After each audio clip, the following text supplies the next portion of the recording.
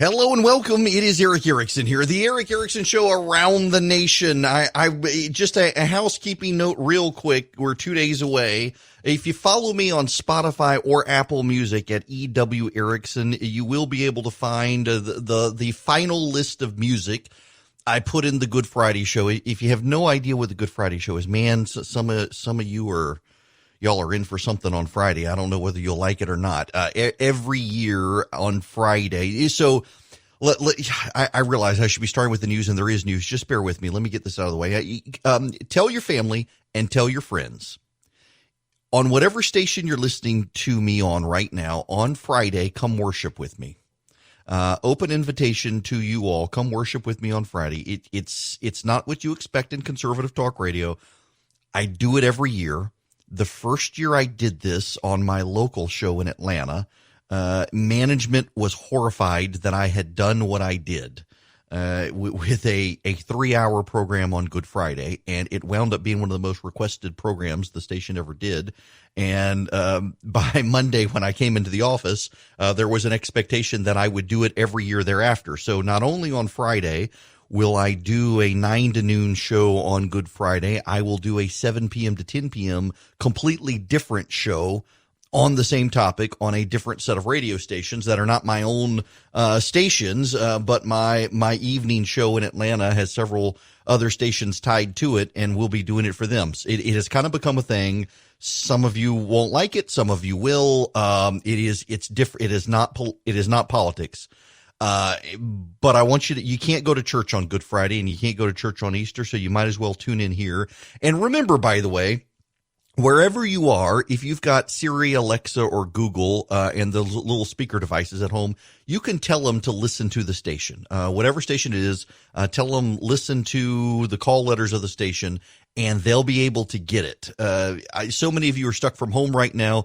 Don't forget your smart speaker, your Alexa, your Apple HomePod, your iPhone, your iPad, even your Apple laptop or your Android device can listen to your radio station at home while you're cooped up, not just while you're driving about. And unlike your podcast, we give you current, accurate news, weather, traffic, everything you need. So make sure you're tuning in. Now, we've got a number of headlines that we need to get to this morning, and I want to begin with one, and this goes into my piece that I wrote this morning. So during Holy Week, I refused to write about politics. I got 5 hours on the radio every day, so I can get it all off my chest anyway, but I have to be more focused when I write to a degree and more disciplined in how I write. And I will not write about politics during Holy Week. And it's killing me this week. There's so much to write about. Court decisions and everything else. And I can't. I refuse. And it forces me to think about the world in a different way. And that's why I do it. It makes me recalibrate. This is my week of cleanse, if you will, mental cleanse, by being able to step away from the raw politics in my writing and focus on the really important things that matter in life, which are bigger than politics. But there is this trend in religion these days that applies to what's happening right now with this virus. And I did weave them together this morning in my morning email that I send out. I send out a morning email every day, most days, I should say. If you want to get a copy of it, text the word data to 33777. In addition to all you'll go to a link, and in addition to all the other stuff you'll see there about the virus and how to apply, you'll see a link to First Liberty if you need the payroll protection program. And by the way, I might as well designate them this hour, First Liberty sponsoring the show. If you need to get into the payroll protection program for your employees, go to First Liberty of Georgia. They're local. They make their own decisions. Then they're not a big bank bureaucracy, so they're more nimble, and so they can get you into the program quicker than a big bank probably can. But you got to go to firstlibertyga.com. If you want their phone number, go to text the word data to 33777. There's no reason for you. If you've got 500 employees or less, there's no reason not to get into the payroll protection program. So text the word data to 33777. There's a link to First Liberty, and you can go get business from them. I highly recommend. Tell them I sent you. give me the credit. Tell them I sent you. But they're good people. They really are the Frost family, active in Georgia politics. And it doesn't matter where you're listening in the nation. They can help you. I highly recommend First Liberty of Georgia. But you can get all this data there. You can also get my daily email. You can just subscribe. It's a website, ewerickson.substack.com. And the point I made in the newsletter this morning is that one of the things we see in religion, particularly Christianity these days, and particularly when it comes to the culture war, whether it's transgenderism, gay marriage, whether homosexuality is a sin or not, is people start with their premise. Christianity justifies X. You pick the vice, pick the sin, Christianity justifies it. And then they work their way backwards and they twist everything around to try to get to precisely the outcome they already wanted. It's very much like the atheist scholars who say the resurrection didn't happen, and they start from that premise and then they work their way backwards. And guess what they're going to find? Actually, you know, the most amazing thing about this are the number of people who start from that premise and work their way backwards and convert.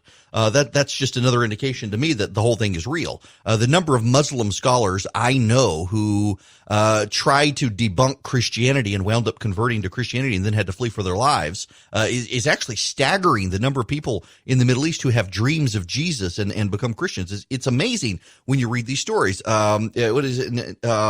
Koresh Nabili, who died recently, a wonderful, wonderful human being. That's how he got there. And then he wound up working for Ravi Zacharias and becoming a great Christian apologist to the Muslim world. In any event, people, they start from their preconceived notion and they work their way backwards. And we're seeing this with a lot of people on the right. And I want to caution you against this. And I've made several actual good friends of mine really mad this morning by pointing out what they're doing. And I've already gotten an angry message from a friend of mine who thinks I'm disrespecting him, and it's not my intention to, but it is my intention to point something out. There is this movement among some of my conservative friends now to say we've got to get the economy open today. And what they're doing is they're working from that point, and they're working their way backward. And where they've gotten now is that the experts are doing it all wrong. The keyboard warriors are Googling and doing it right, and the experts who do this on a daily basis are doing it wrong. And that's always dangerous. It's very much like, so Matthew Vines is a gay rights activist, and he wrote a book about God and homosexuality. I think that was actually the name of his book, or God and anyway. What Matthew Vines essentially did is he started from the premise that that everybody's been interpreting the New Testament wrong, and that the New Testament really doesn't reaffirm the Old Testament standards on sexual ethic. And guess what he found? That he actually started from the premise that the New Testament didn't actually affirm the Old Testament on sexual ethic, and by God, he wrote an entire book proving he was right.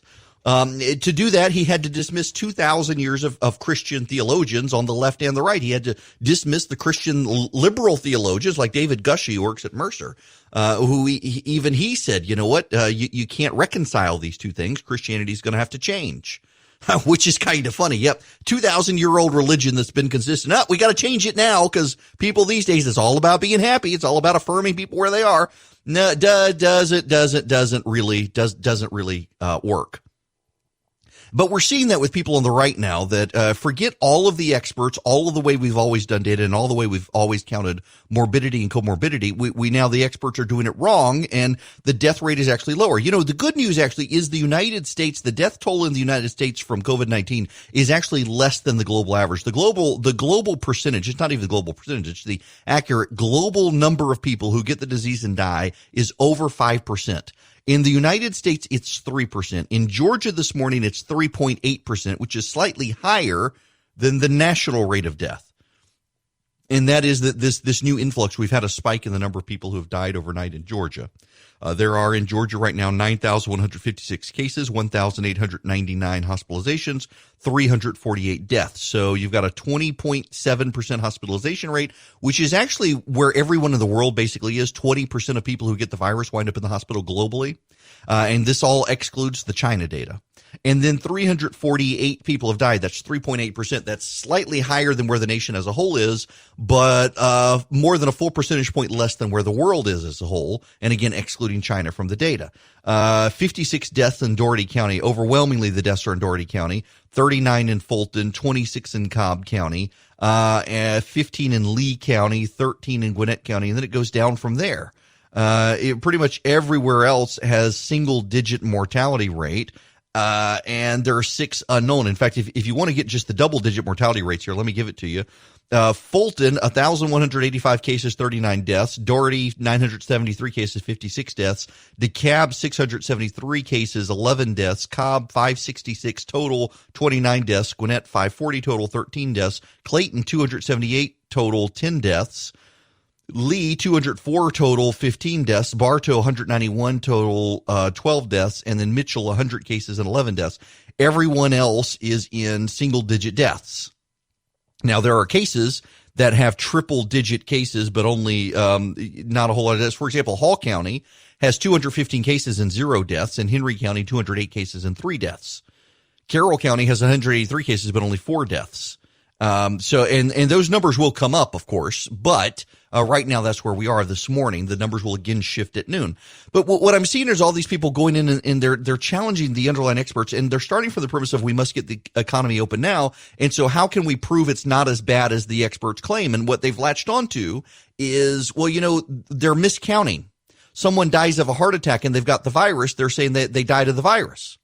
This is like saying Jesus didn't actually die of crucifixion. He died of suffocating, which is actually the underlying condition that happens to people who are crucified. They suffocate on the cross.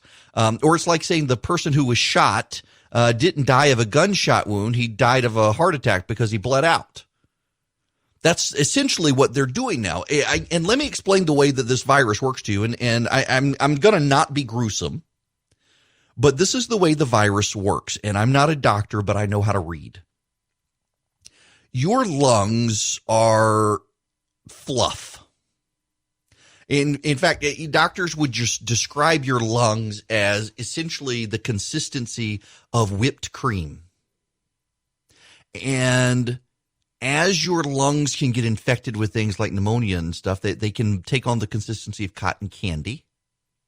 And as the infection progresses, they take on the consistency of marshmallows. And ultimately, where things can become very dangerous, they take on the consistency of a stale marshmallow. Your lungs should be very much like whipped cream. Your lung consists of branches that branch out to other branches, that branch out to other branches, that branch out to other branches, that ultimately have these tiny little air sacs that hold the air. And what COVID-19 does is it gets into the little air sacs, and it begins to fill them with pus. And the pus begins to harden those air sacs. And so the air sacs, which are like little bitty bubbles within the whipped cream, begin to harden, which makes it hard for the blood to get into the air sacs to get the oxygen out into your blood system. So do you know what the overwhelming number one cause of death is from COVID-19? No, it's not suffocation. It's heart attack. It's heart attack. What happens is people, their blood system is deprived of oxygen, and so they have a heart attack and they die.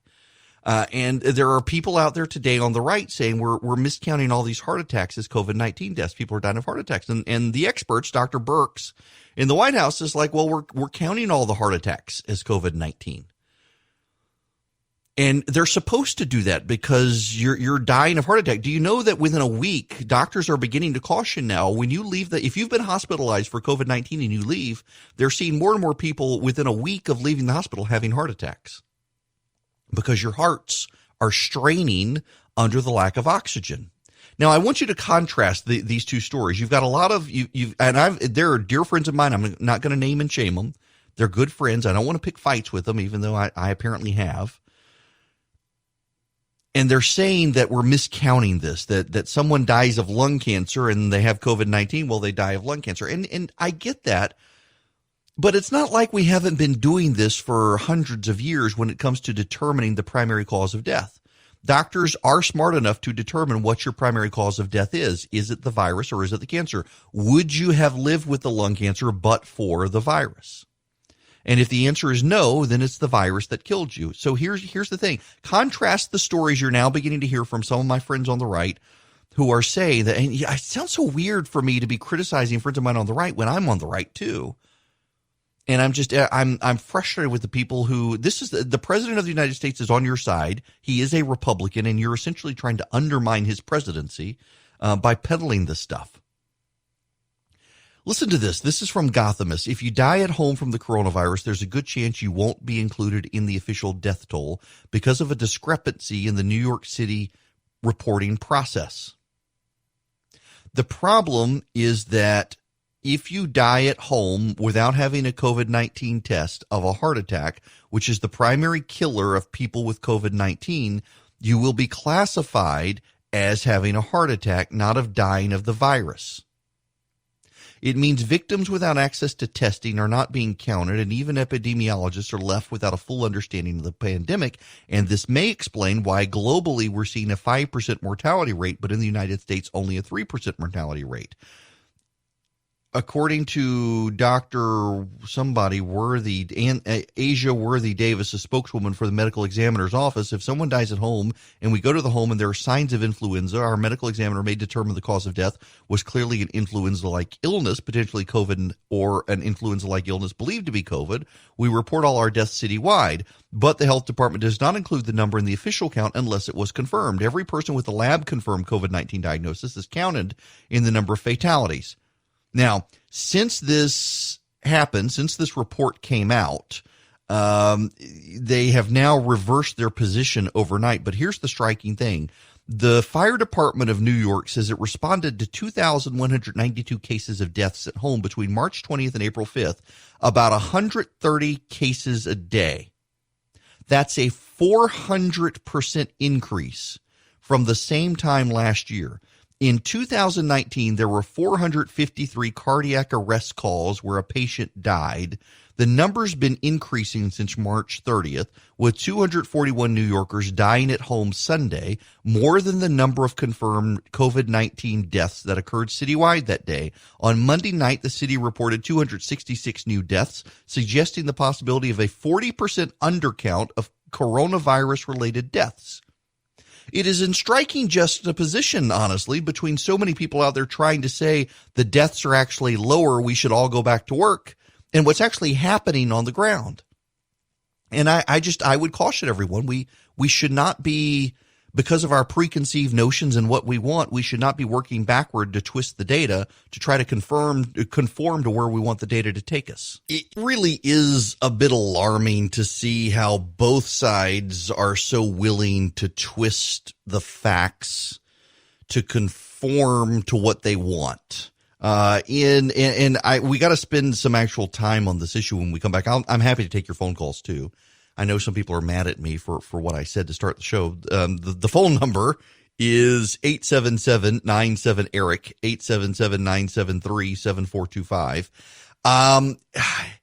The left is upset about a Supreme Court decision yesterday that allowed the Wisconsin Democratic primary to move forward, the Wisconsin primary elections to move forward. And what's so amazing to me is how so many people on the left say Donald Trump's an authoritarian, orange man bad. And yet they're so willing to do a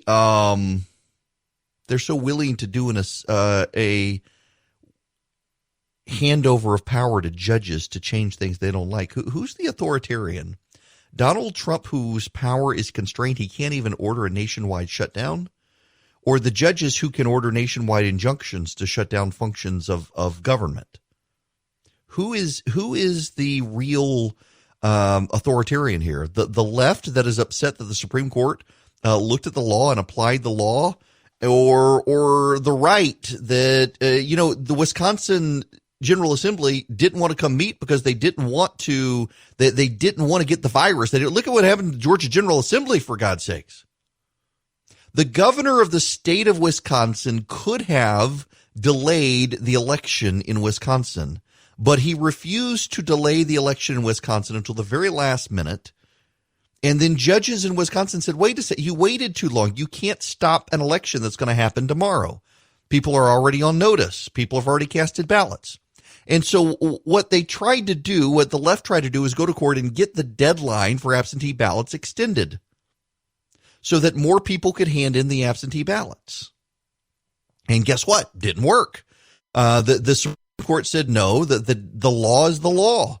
The law in Wisconsin sets a deadline by which absentee ballots should be counted. It is unfair to now suddenly extend that deadline when people have had plenty of opportunity to get those absentee ballots in. And now the left is like, well, we should have mail-in vote nationwide. This is the new Stacey Abrams thing. We should have mail-in vote. Do people not understand? You can mail in a ballot. The president of the United States talked about this yesterday. He can mail in a ballot. You can mail in a ballot. You can get an absentee ballot. We should discuss the difference between mail-in elections and absentee ballots when we come back. And we're back. It is Eric Erickson here. I want to thank Mrs. Griffin's barbecue sauce. You should go to mrsgriffins.com. They are the nation's oldest produced barbecue sauce. They are produced here in Georgia. They are a mustard-based barbecue sauce, if you must know. They are quite tasty. You can buy two, get one for free right now. You can go to your local Walmart, Piggly Wiggly, Winn-Dixie, all over grocery stores across Georgia, particularly Macon and North. They're everywhere. Regularly used in our house as well. They actually are used in our house. So check them out, mrsgriffins.com. If you're outside the state of Georgia listening or watching now on Facebook Live or elsewhere, you can go to that website as well and try it. It's actually a really good barbecue sauce. We use it regularly in our house. I was kind of cool that they stepped up and wanted to sponsor the show. And I'm like, I already use you guys. So now, I want to go to Steve in Palm City, Florida calling. Steve, welcome to the program. Thank you, Eric. Great to be with you today. Couple of quick things for you. I'd love to hear your feedback on this. John Fund wrote an excellent article in National Review on April the 6th entitled, "Has Sweden Found the Right Solution to the Coronavirus?" And he was talking about how they have avoided both isolation and economic ruin by not quarantining the healthy, but isolating rightly the elderly and the most vulnerable. As a follow-up to that as well, Brit Hume, Mark Levin commented here yesterday that it was confirmed by Dr. Birx that she has said that the COVID-19 virus, no matter what anyone dies with in the U.S. right now, regardless of what else may be wrong, heart condition, lung issue, pre-existing kind of conditions, that they are now being recorded as a COVID-19 death, even though it wasn't the virus that took their life. Would be very interested in your thoughts. Thank you for taking my questions. Yeah. So two things. First of all, I've talked about the Sweden thing, and it has been fascinating. There have been a number of global articles on Sweden. But the managing editor of National Review followed up yesterday with a piece on the Fund one, and I don't want to dispute what John Fund is saying. But the key takeaway, I think, from Ted Kupfer, who's the managing editor now at National Review, and then Fraser Nelson writing in the Telegraph in the UK, is that it's actually probably too soon to tell in Sweden. The Swedes, for reasons no one really understands, didn't get their first COVID-19 cases until several weeks after a lot of their neighbors did. And part of that, they think, is a change in air travel behavior in Scandinavia. There were a lot of flights that were not going into Sweden from China at the time that were going into other places.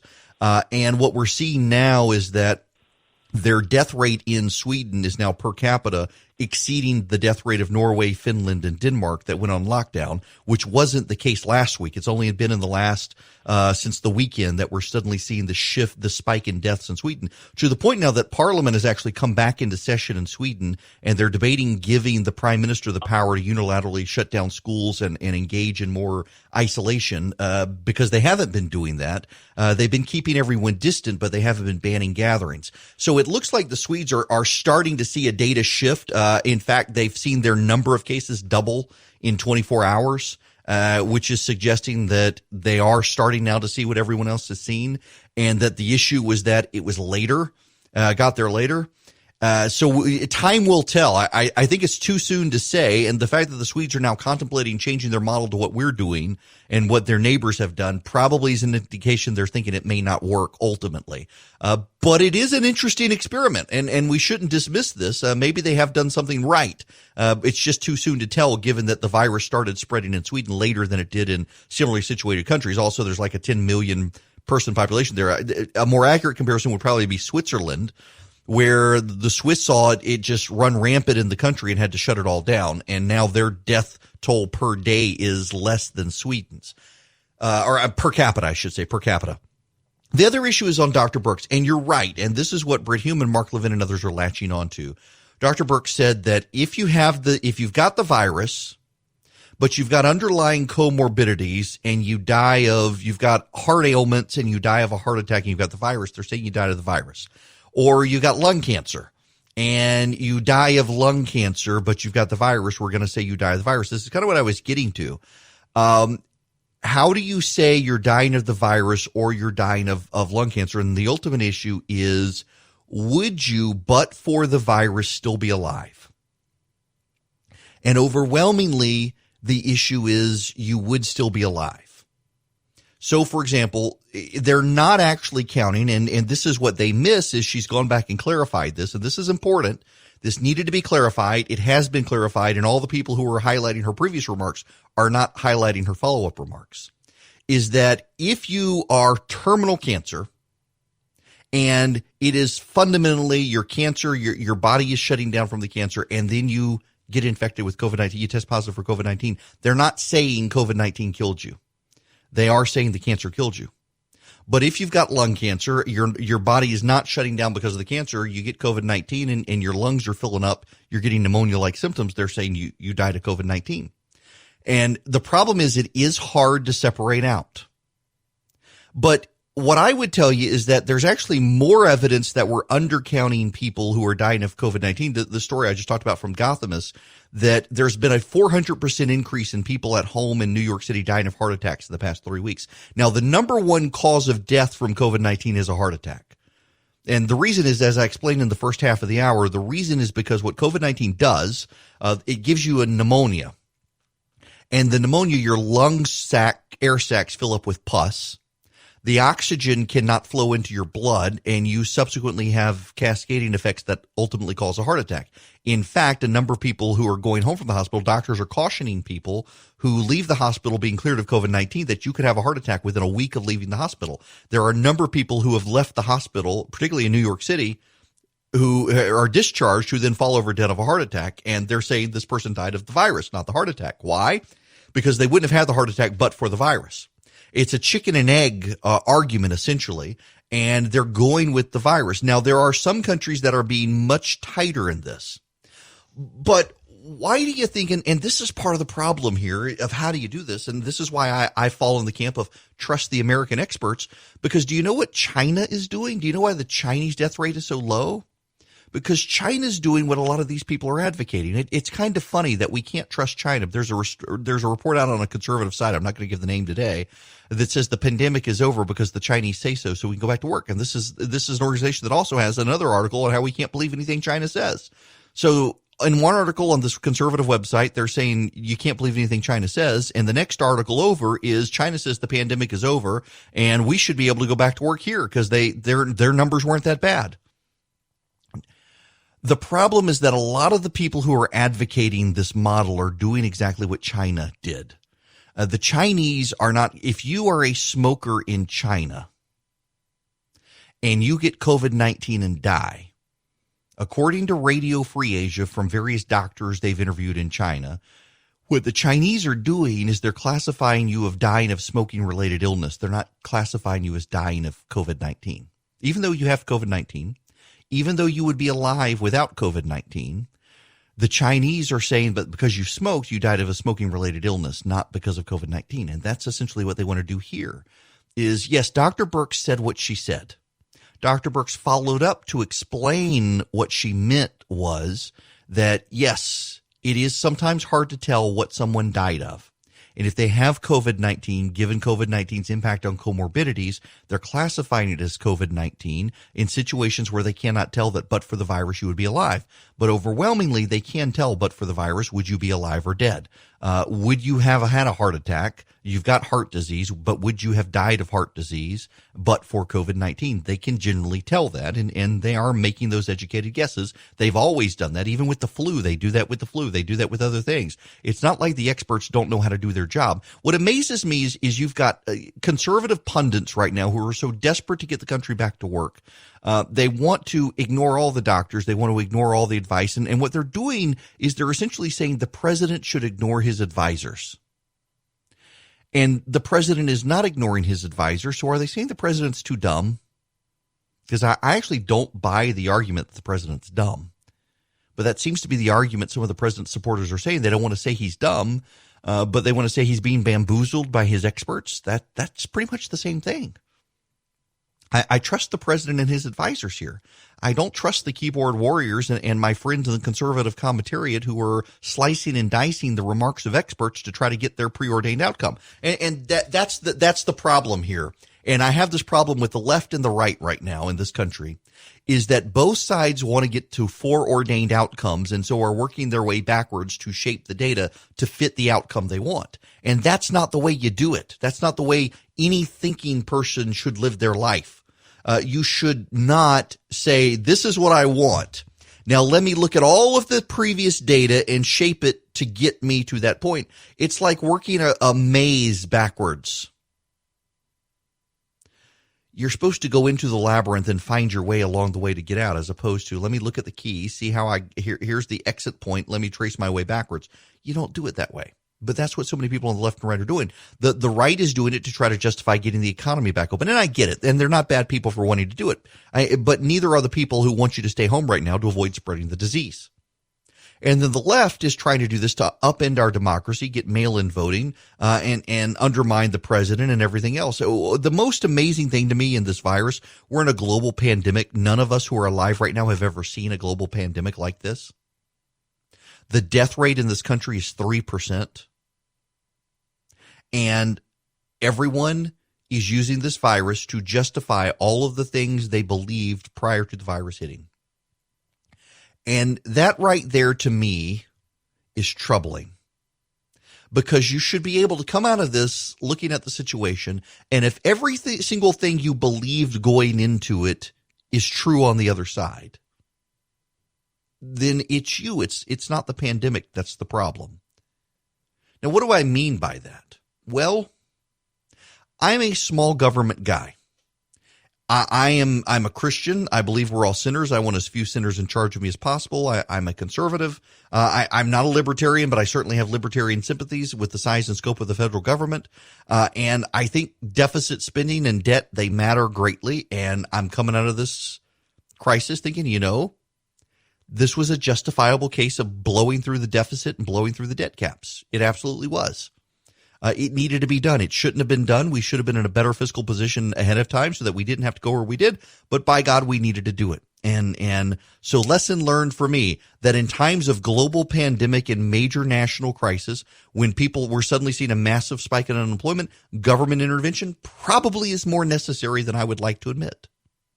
But now the socialists out there are looking at the situation and saying, hey, this is a justification for socialism all the time. They went into the virus wanting socialism. They see the virus. They see what happens. They totally ignore that the private sector is going to be the one to say this and say, hey, we need less private sector, more public sector. Never mind the government screw-ups. And that's the other thing. I go into this a supporter of the president's, but somewhat skeptical of him. And I say, he's actually not doing that bad of a job with this stuff. He actually is letting the experts run things. But there are things he's doing that are wrong. And I see the diehard supporters of the president refusing to acknowledge he's done anything wrong.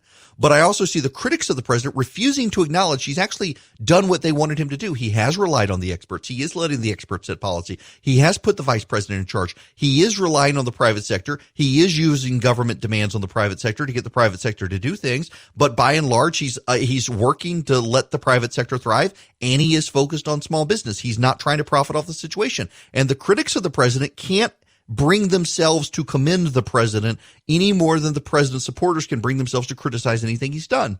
And I personally, at a level, I realize I'm a bad fit sometimes for this, because I'm a partisan. I was an elected Republican. I'm supporting the president for re-election, but I just think sometimes you got to be willing to call BS on your own side for the sake of intellectual honesty.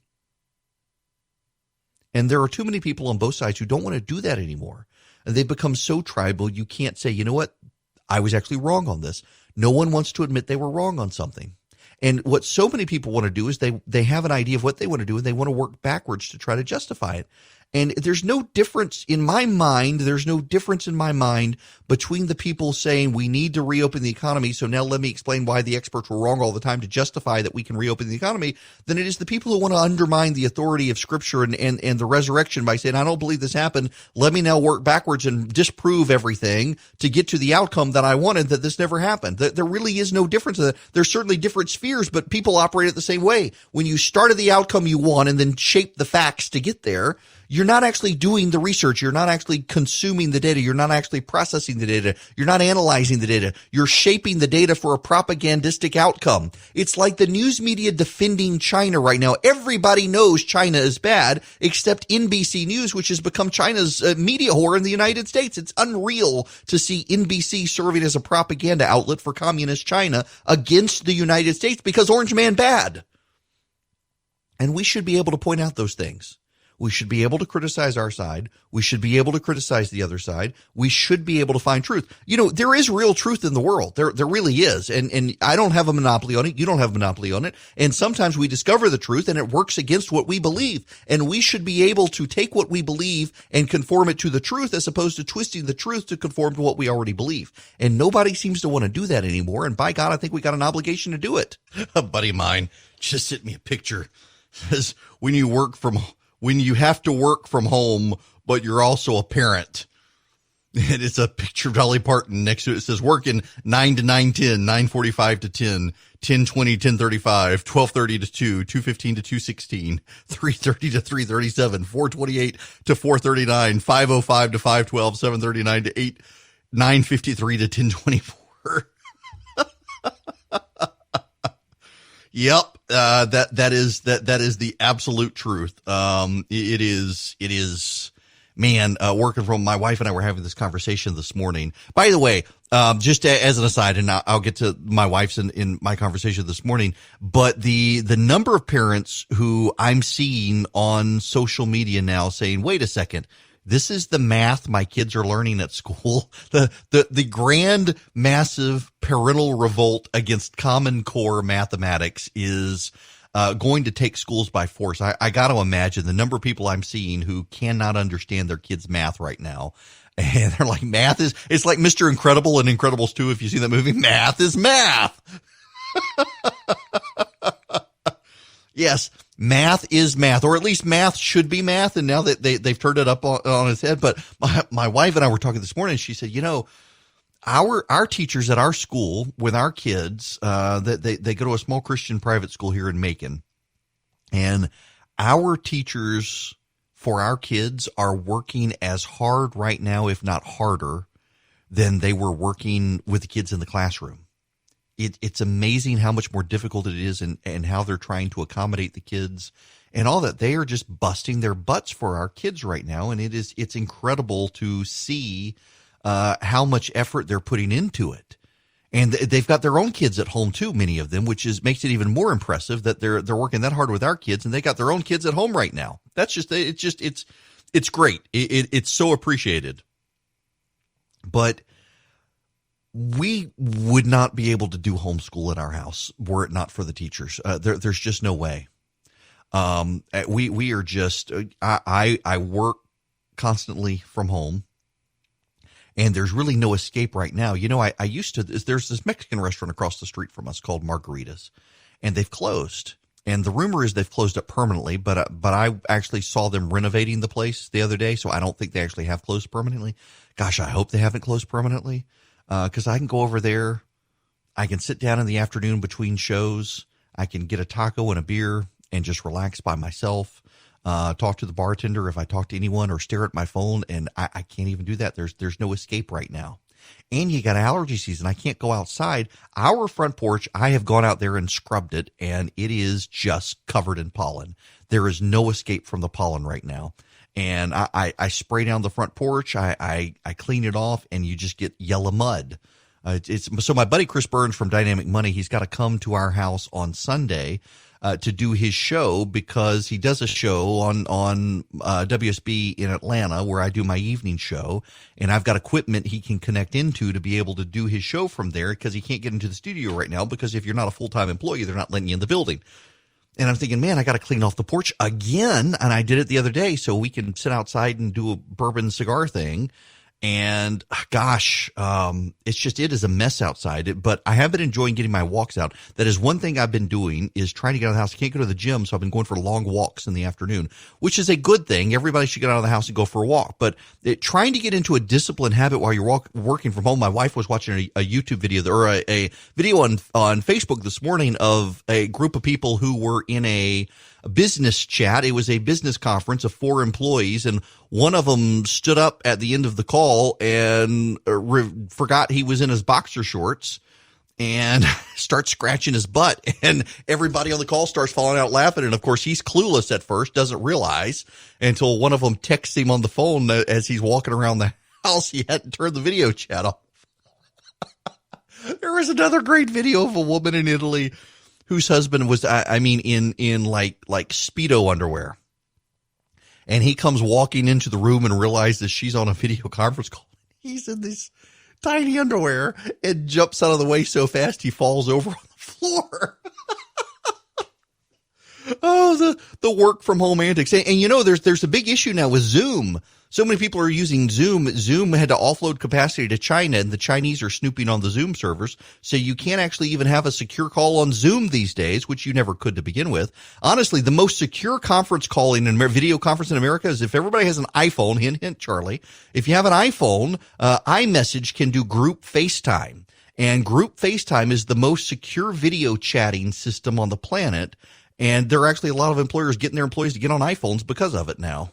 Hello and welcome. It is Eric Erickson here, the Eric Erickson Show. I hope you're doing well where I am, it's raining. How is it for the rest of you? I guess that's my cue. Hearing the rain outside probably means I should look at the radar and see how bad it is for everybody else. The phone number, if you would like to call in, is, oh, look at that. I'm not kidding you people. There literally is rain directly over my house and nowhere else. That's the kind of day it's going to be. Oh my goodness. Yeah, there is rain exactly over where I am and nowhere else on the radar map. And that should tell you everything you need to know about the day I'm going to have. The rest of you are fine. So the phone number, if you from your non-rainy area would like to be a part of the program, is 877-97-ERIC, 877-973-7425. What was I going to? Oh, I know what I want to talk about. Man, I am behind. I basically never even got to half the stuff I wanted to talk about in the first hour. That's fine. I want to talk about the viral pacing. Because it looked like Georgia was doing really well, and now suddenly not necessarily doing really well. And we'll get to all of that, but I want to tell you again, if you text the word data to 33777, you will get to all of my important COVID-19 links, including if you need the payroll protection program.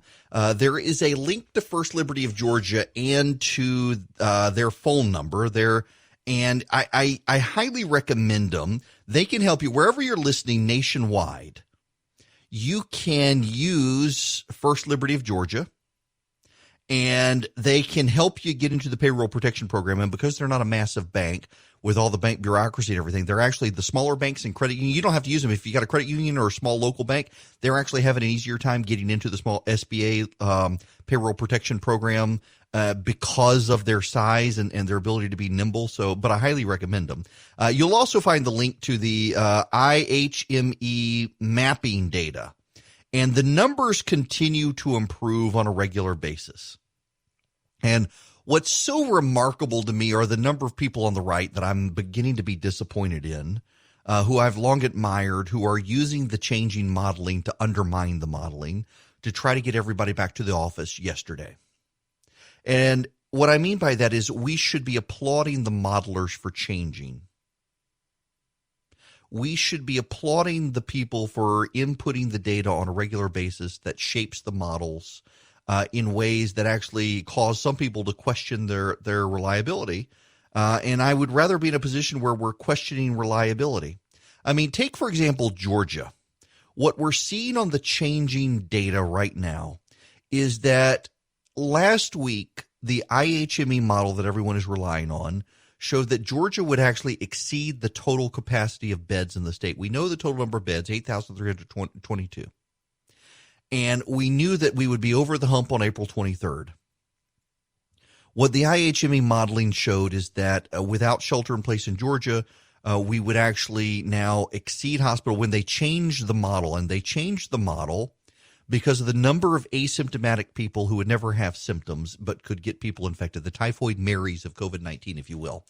They would never know they were sick. They would never test positive, but they would be carriers of the virus and get other people sick. And as a result of the change in the model, they skyrocketed the numbers, and it showed that we would exceed hospital space, and that caused Dr. Toomey to recommend a total shutdown of the state, which the governor did. And we know from the data, actually, that it only changed the behavior of about 15% of people in the state, which is remarkable, but that 15% change made all the difference. Yesterday, the IHME modeling, the IHME modeling showed that Georgia would need 6,900 beds, and we have 8,300 beds, so we would have no bed shortage. The problem, though, was still that we only have 589 ICU beds in the state, and we would have an excess capacity of patients needing ICU beds of about 500 people.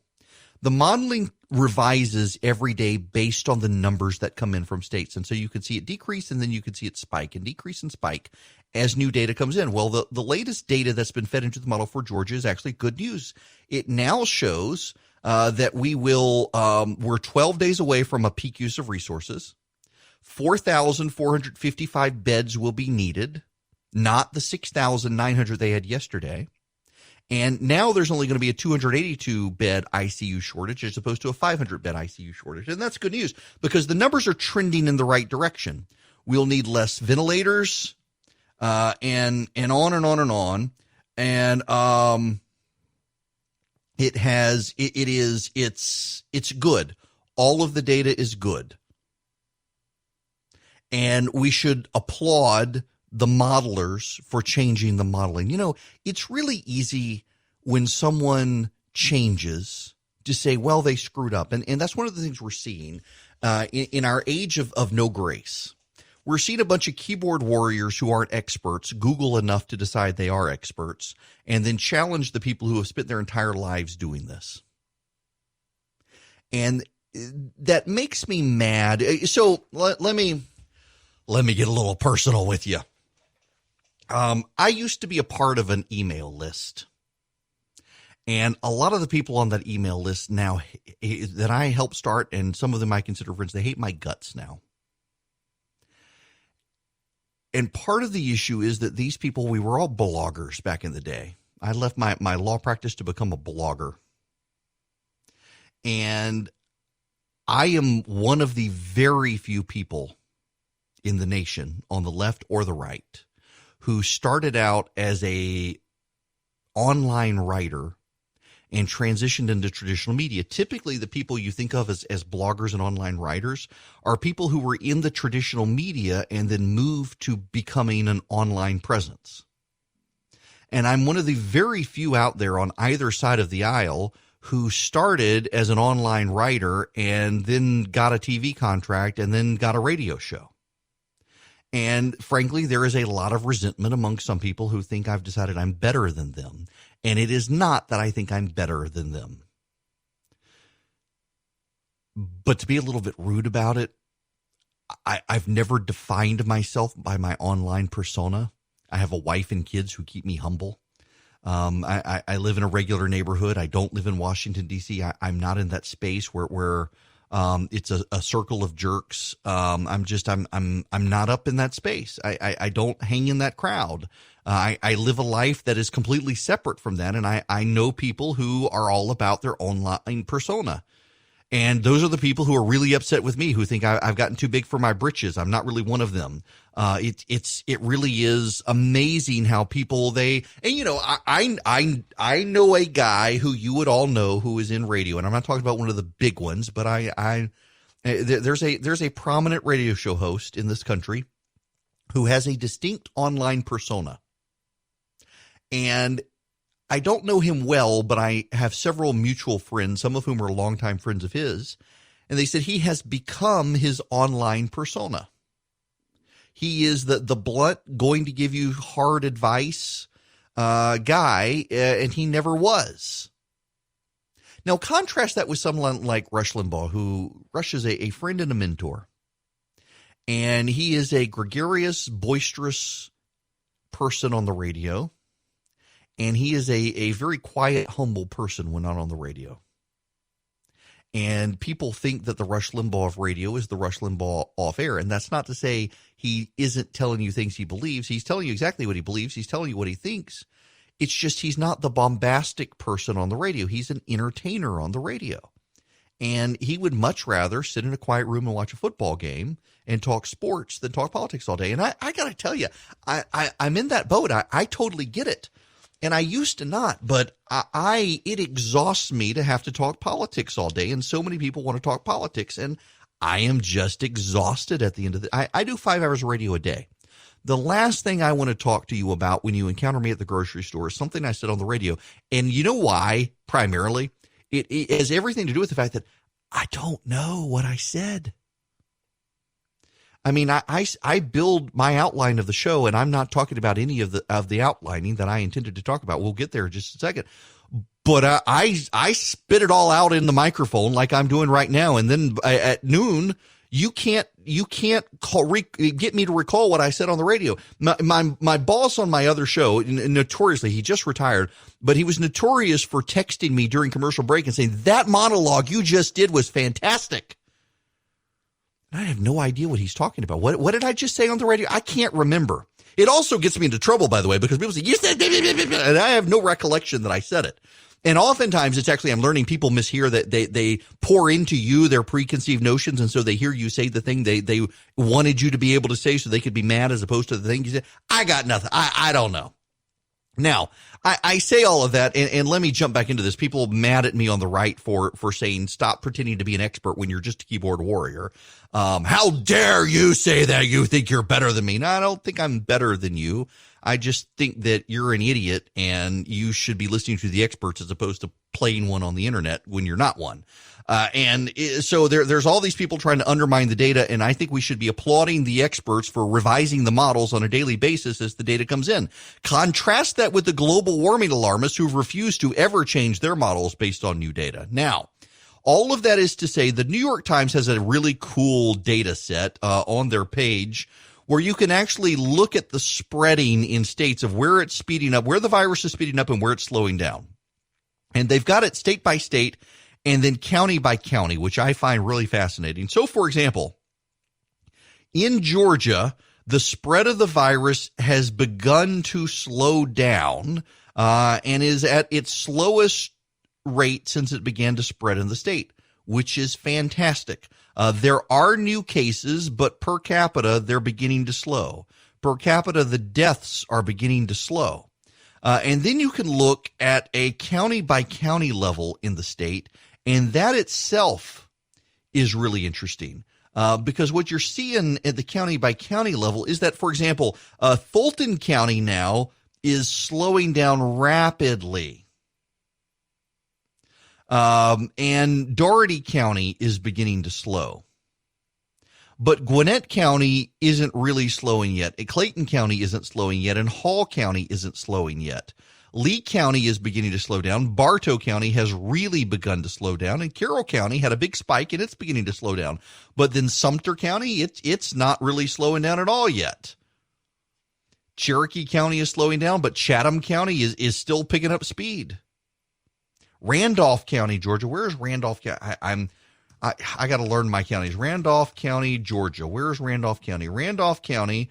I probably got an affiliate who covers Randolph County, and so my apologies to all of them. Horrified. Nope. Randolph County is Cuthbert, and it is just to the west of Albany. And it is accelerating in the number of virus reports. Randolph County has, per 100,000 people, Randolph County has 56 deaths per 100,000 people. Is that right?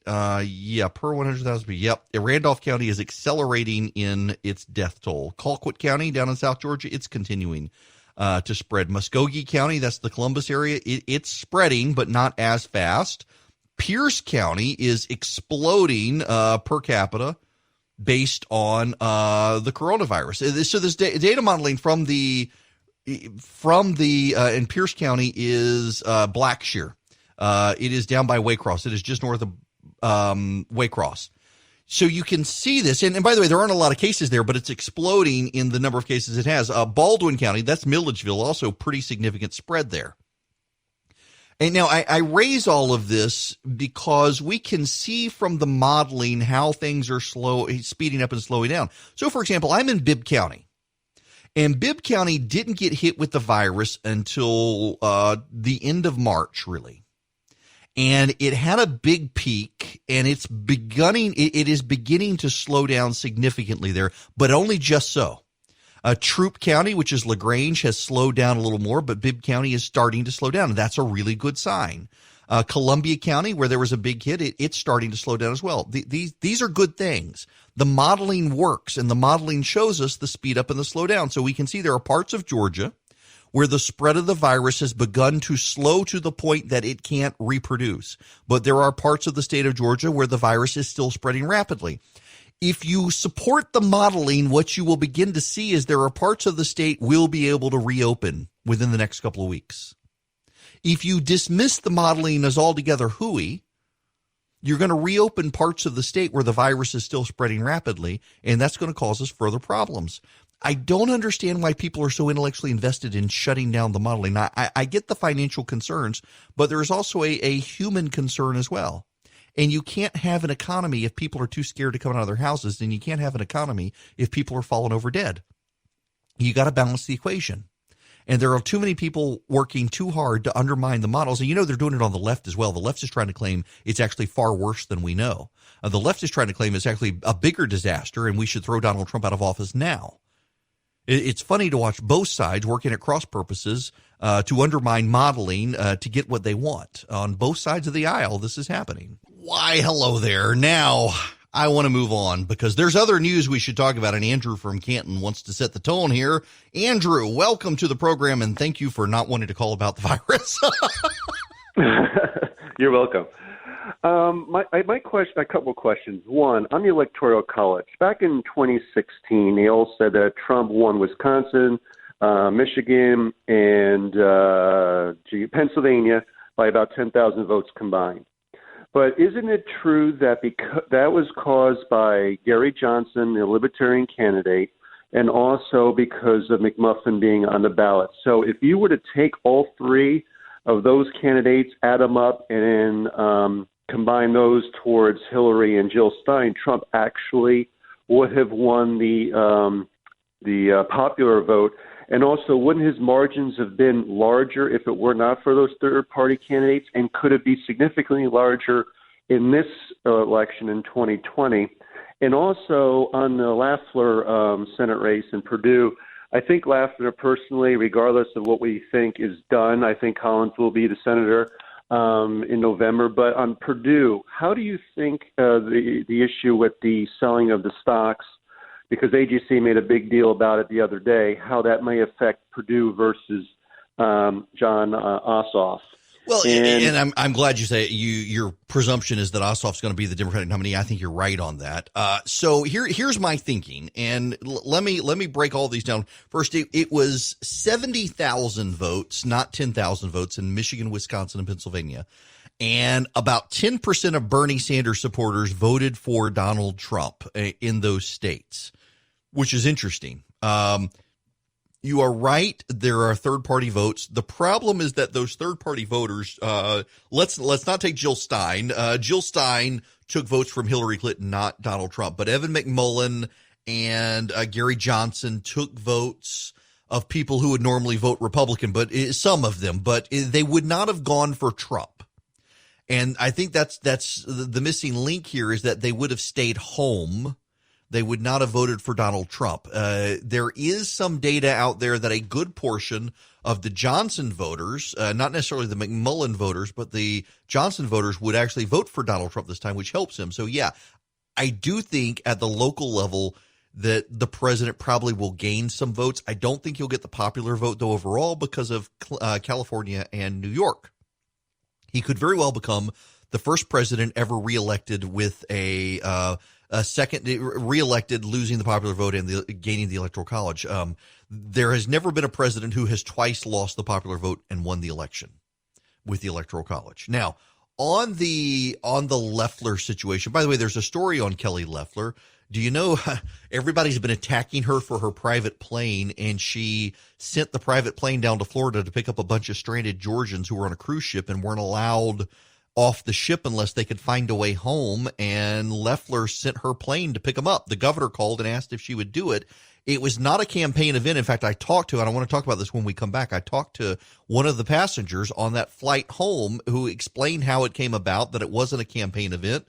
There was no media presence. They weren't asked to participate in the media, but he feels very strongly about it and is very appreciative.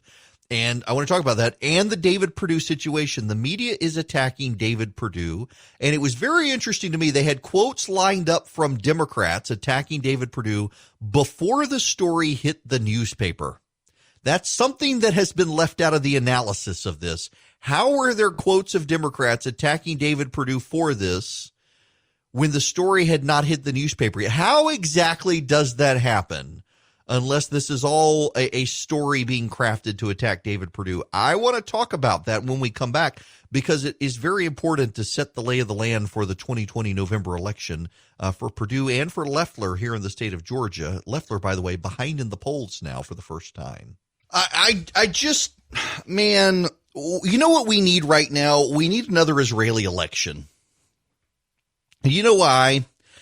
Because there's this unique phenomenon on Twitter where everyone suddenly becomes an expert in Israeli politics every time there's an Israeli election. I think we've had about 20 in the last 2 months.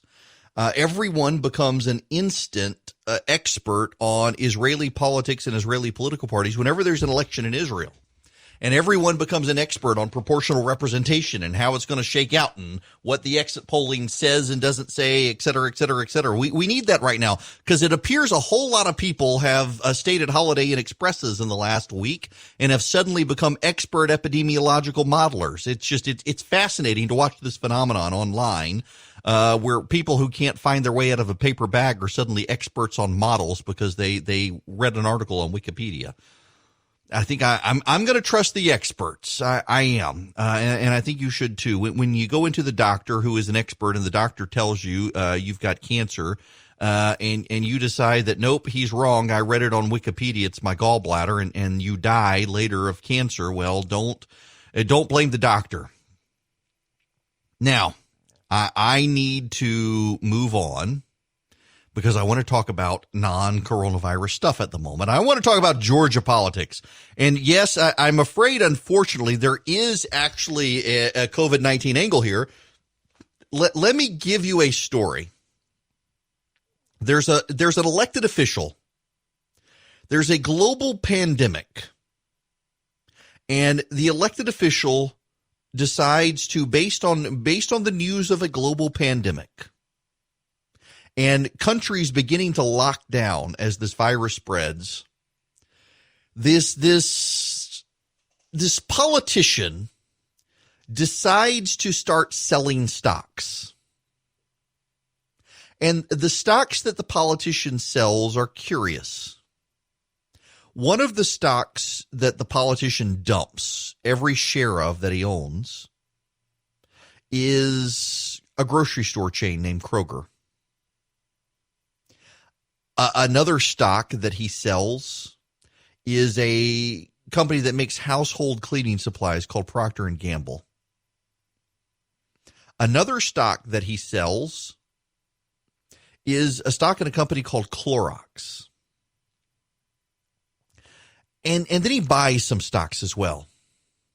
He buys stock in a company called Live Nation, and that company does concerts. And he buys stocks in a company called Starbucks. that owns a chain of coffee shops that as he's buying the stock, the company is closing up around the country. And another stock he buys is of a company that was on the verge of bankruptcy and rebounded, and called Urban Outfitters, right before malls in America start shutting down. What would you think of the person who did this, who was selling stocks in grocery stores and selling stocks in pharmaceutical companies and selling stocks in cleaning supply companies, while buying stocks in music concert venues and restaurants and stores at a time a global pandemic was spreading? What would you think? Now, what if I told you it wasn't actually him, but it was an outside financial advisor? What the headline should be: Senator, and I'm talking about David Perdue, Senator Perdue may need to rethink his financial advisors. Because that's actually what happened. David Perdue sold his stock in Clorox, sold his stock in Kroger, sold his stock in Merck Pharmaceutical, and bought and sold his stock in Procter & Gamble, and bought stock in Live Nation and Starbucks and Urban Outfitters. But that's not the headline that the reporter at the AJC ran. And in fact, they left out David Perdue's sales. And I have it on exceedingly good authority that the reporter said there wasn't enough space on the printed page to put in all the information about the sales. Because there were two other stocks that David Perdue bought, and they make up the story. David Perdue bought stock in DuPont, and he bought stock in Netflix. And that is the story in the Atlanta Journal-Constitution, that David Perdue, at a time of global pandemic, profited through the purchase of stocks of DuPont and Netflix, two stocks that stood to gain. Now, let me give you a little more of the story. David Perdue, unlike Kelly Loeffler, David Perdue was not in the January 24th meeting where there was a briefing about COVID-19. Never mind that there were news stories the next day, and that's missed on Loeffler as well. There were news stories the next day, but David Perdue was not involved in those meetings. And even last month, Democrats were saying there's no there with David Perdue. But in his filing that was filed 2 days ago for the month of March, at a time the nation is shutting down, and a time of global pandemic, and a time of story after story in the Wall Street Journal about companies that stand to benefit from people staying at home, David Perdue's outside financial advisor traded more. David Perdue normally buys and sells about 30 some odd stocks, but in March, as the market's going through wild swings, there are about 112 transactions, more than double his normal transactions. No one disputes it was an outside advisor. No one has ever disputed that David Perdue leaves it to an outside advisor and doesn't agree. No one ever has disputed that David Perdue keeps a firewall between himself and his financial advisor. But what I find deeply disturbing is that a reporter clearly went to Democrats and had quotes ready to go from Democrats about what was happening, so that when the story ran, the Democrats immediately, and in one case, before the story was actually in the paper, produced a quote attacking David Perdue for his stock trades, focusing on DuPont and Netflix, paying no attention to the fact that David Perdue actually sold Clorox, Kroger, Procter & Gamble, and bought, along with DuPont and Dow Chemical, and he also sold Merck, and also bought Netflix, that he also bought Starbucks, and he bought Urban Outfitters, and he bought several other companies that are now in the garbage because of this. David Perdue, by the way, also bought Delta stock, and he also bought Disney stock. It's remarkable to me that we see a situation where David Perdue clearly did nothing wrong, and clearly his stock trades, the volume is higher because of the market volatility, but the pattern of what he's buying and selling is no different from what he's always bought and sold, and the media is trying to lump him into his pre-existing scandal. They're essentially taking a story, and this is essentially the theme of the whole day here.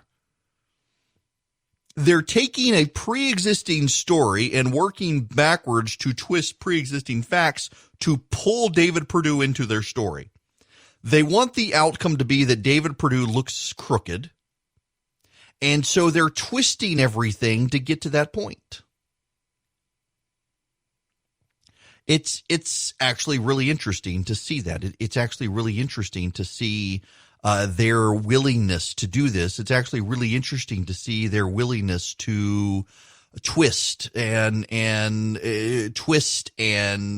condemn when David Perdue is actually one of the most outstanding members of the United States Senate. And you know what David Perdue's been doing? David Perdue has been trying to get Georgians who are stranded globally back to Georgia. And he's having to take time off from helping Georgians to deal with these malicious attacks that really are ridiculous attacks, that really have nothing to do with anything, really don't comport to what the media is trying to say when you actually look at the overall pattern. And so the way the media is having to shape this story is to leave out the key details of his sales, because if you saw his purchases in line with his sales, you would realize there's no there. Now, contrast that with Kelly Loeffler, where there continue to be questions about her sales. She did have an outside trading company do the sales and the purchases, and the outside company has said that neither she nor her husband talked to them. And you can raise questions on that, but what you shouldn't raise questions about is the fact that she used her private jet to bring some Georgians home. Now, the Collins campaign, it is fair game to attack Loeffler and say this was all a campaign stunt. But I interviewed a guy named David yesterday on my evening show. David lives in Sharpsburg, and David is one of the people who was on her jet flying back from Miami.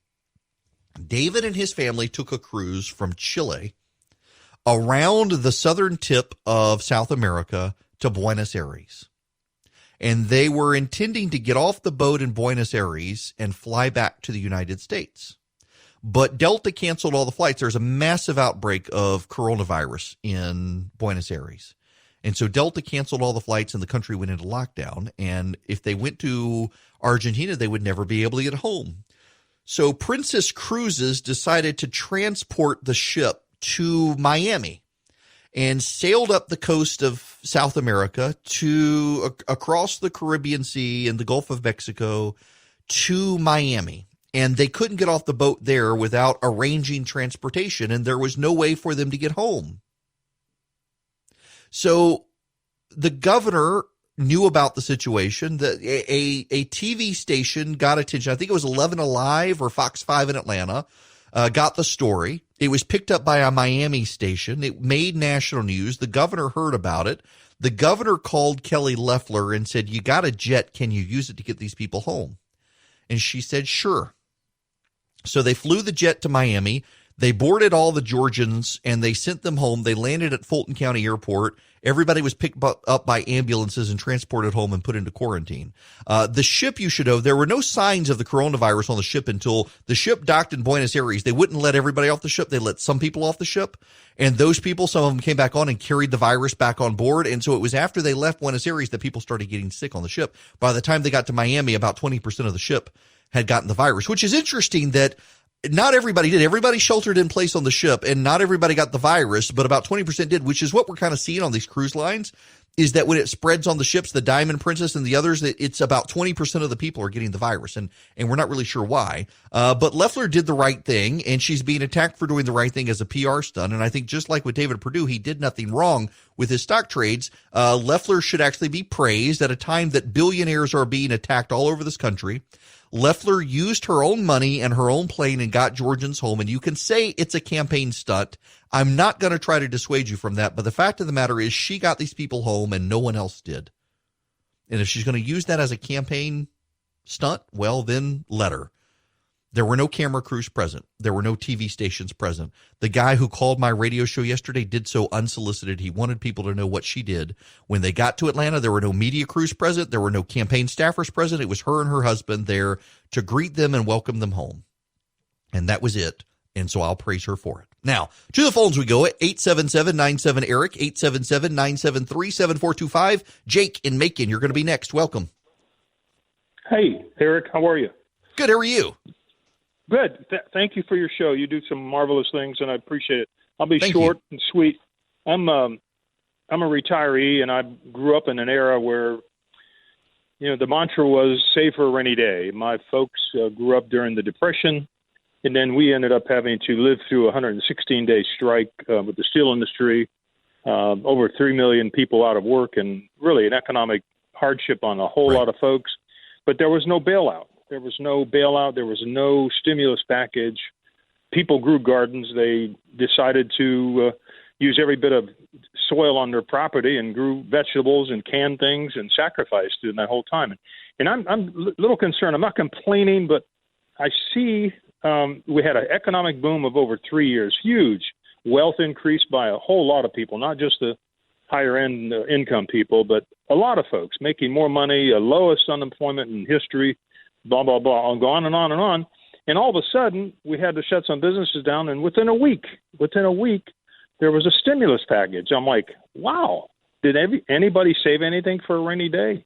And I guess I'm ranting a little bit, but I'm concerned because I grew up in that era where my mom said it many times, save for a rainy day, right, because they experienced it. And I didn't see that happen. And people were going, I'm lost my job. I'm out of work. I have no money. Well, what did you do the last 3 years when lots of money was being made? What did you do? Did you save anything? So yeah, I know a lot of people, Jake, who are in this situation. In fact, my sister sent me a funny meme the other day. Our grandmother, when she was alive, was notorious for saving everything. She would even wash the aluminum foil. And my sister sent me a meme the other day, and it was, now we know why our grandparents washed the aluminum foil. That's exactly true, though. We recycled bags and the bread bags. Oh, yeah. And it was amazing. We used to think my grandmother was a hoarder for this stuff. She would save all the twist ties, and she would save the bags. And to some degree, maybe she was. But it's like my wife now saves every plastic container. Like you get a sour cream, don't throw the sour cream container away. And it's what everybody always did, and put your leftovers in and eat the leftovers and come up with new ways for the leftovers. And people don't live like that anymore. You drive down the street back in my day, and every yard was full of a garden. I mean, string beans, you name it. They used every bit of soil to plant food and didn't throw anything away. And I'm just concerned because, when you have an economy so strong as ours was, and the stock market, all those things, wrapped up into one, and then all of a sudden, within a week, we're saying, hey, government, help me out. We're hurting. Wow. Right. Well, and nobody, the savings rate in the country, and thanks very much for the phone call, Jake. Thanks for listening. The savings rate in this country is abominable. And I'm guilty of it too, frankly. Thankfully, so my buddy Chris Burns with Dynamic Money, he kind of works like a general physician and internist for your finances. He looks at everything and says, you need to do this, you need to change this. Let me talk to your life insurance guy and let's rearrange this. Let me talk to your mortgage guy and let's refinance your house and get you some money out so you can pay this stuff off and on. And he said to us, like, you don't have enough savings. You need to reset. And so my wife and I have been building up our savings for hard times. And we've been very bad about it, like everyone else. We've spent a lot and we've invested in the market, but we haven't savings that we could immediately draw on. It's been in our 401k. And that's also part of the problem here is people have diverted savings into 401ks and you can't get out of your 401k without a penalty. But this is causing people, if there's a silver lining in this, I hope it's that people realize that the government can't save them and that people do need to be a little bit more thrifty and industrious with what they're doing. I do wonder if people's behaviors will change. Part of me is not optimistic. We do live in a selfish society these days, but I hope enough people will that it matters. Because again, like the cell phone data out there that's out there right now shows that the governor's shelter-in-place order in Georgia has only changed the behavior of about 15% of people in the state. But that's actually been enough to flatten the curve here in Georgia, and that's a good thing. And maybe you get 15% of people changing their behavior. That's enough. Hello there. The phone number is 877-97-ERIC, 877-973-7425. I want to put in a plug for a barbecue place down in Macon that has reopened after the original owners closed it, and it's been reopened. Satterfield's downtown. My wife and I used to eat there all the time, and they just reopened. And they were renovating their restaurant. They were selling curbside, renovating their restaurant, and they opened the restaurant. Now they had to close again. And Man, Tasty Eats. I wanted a brisket for Sunday. I can't find any brisket for Easter because it's Passover, and so all the brisket sold for Passover. And they offered to send me one. It's like, no. So there's this random rule, and I think I'm the only person on radio in America who actually honors the rule. It's called plugola payola. There's actually two separate rules.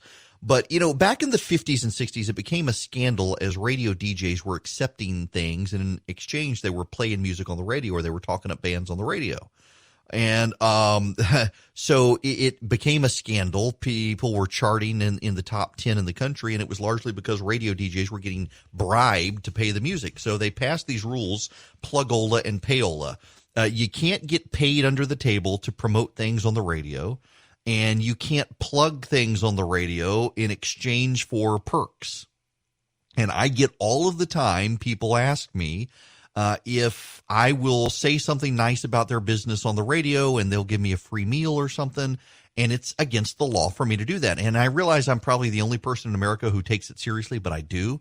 And so if I talk about a business or something on the radio, I've either got to tell you that they're an average, like Mrs. Griffin's is a perfect example. Mrs. Griffin's barbecue sauce sponsors of the show. I actually use them in my house. I actually have several bottles of Mrs. Griffin's in my pantry, and I did way before they were a sponsor. And so Roland Neal, who's the CEO, said, "Can we advertise on the show?" And like, I'm happy to talk about you because I already use you. I buy my own barbecue sauce. He's like, "Well, we'll advertise anyway." So they are, but they can't give me stuff and then say advertise. And I'm a big fan of Satterfield's, and they can't give me brisket. I will buy a ham because everybody else in the family prefers ham to brisket, but they're good. If you're in the Middle Georgia area, check out Satterfield's. I buy my stuff from them. Hello, it is Eric Erickson here, the Eric Erickson Show. The phone number, if you want to be a part of the program, 877-97-ERIC, 877-973-7425. A couple of housekeeping notes for you real quick. On Friday, I do something very different, way out of the ordinary for your normal talk radio program, and I want to prepare you for it if you tune in on Friday. You're like, what on earth is going on? One of the things you notice is that I hate to play music with lyrics on this program, for bumper music coming in and coming out of breaks, because I hate to talk over other people talking. And I make an exception on Good Friday, and it tends to be Christian artists. And I spend Good Friday talking about non-political topics, and in particular get more theological than I normally would.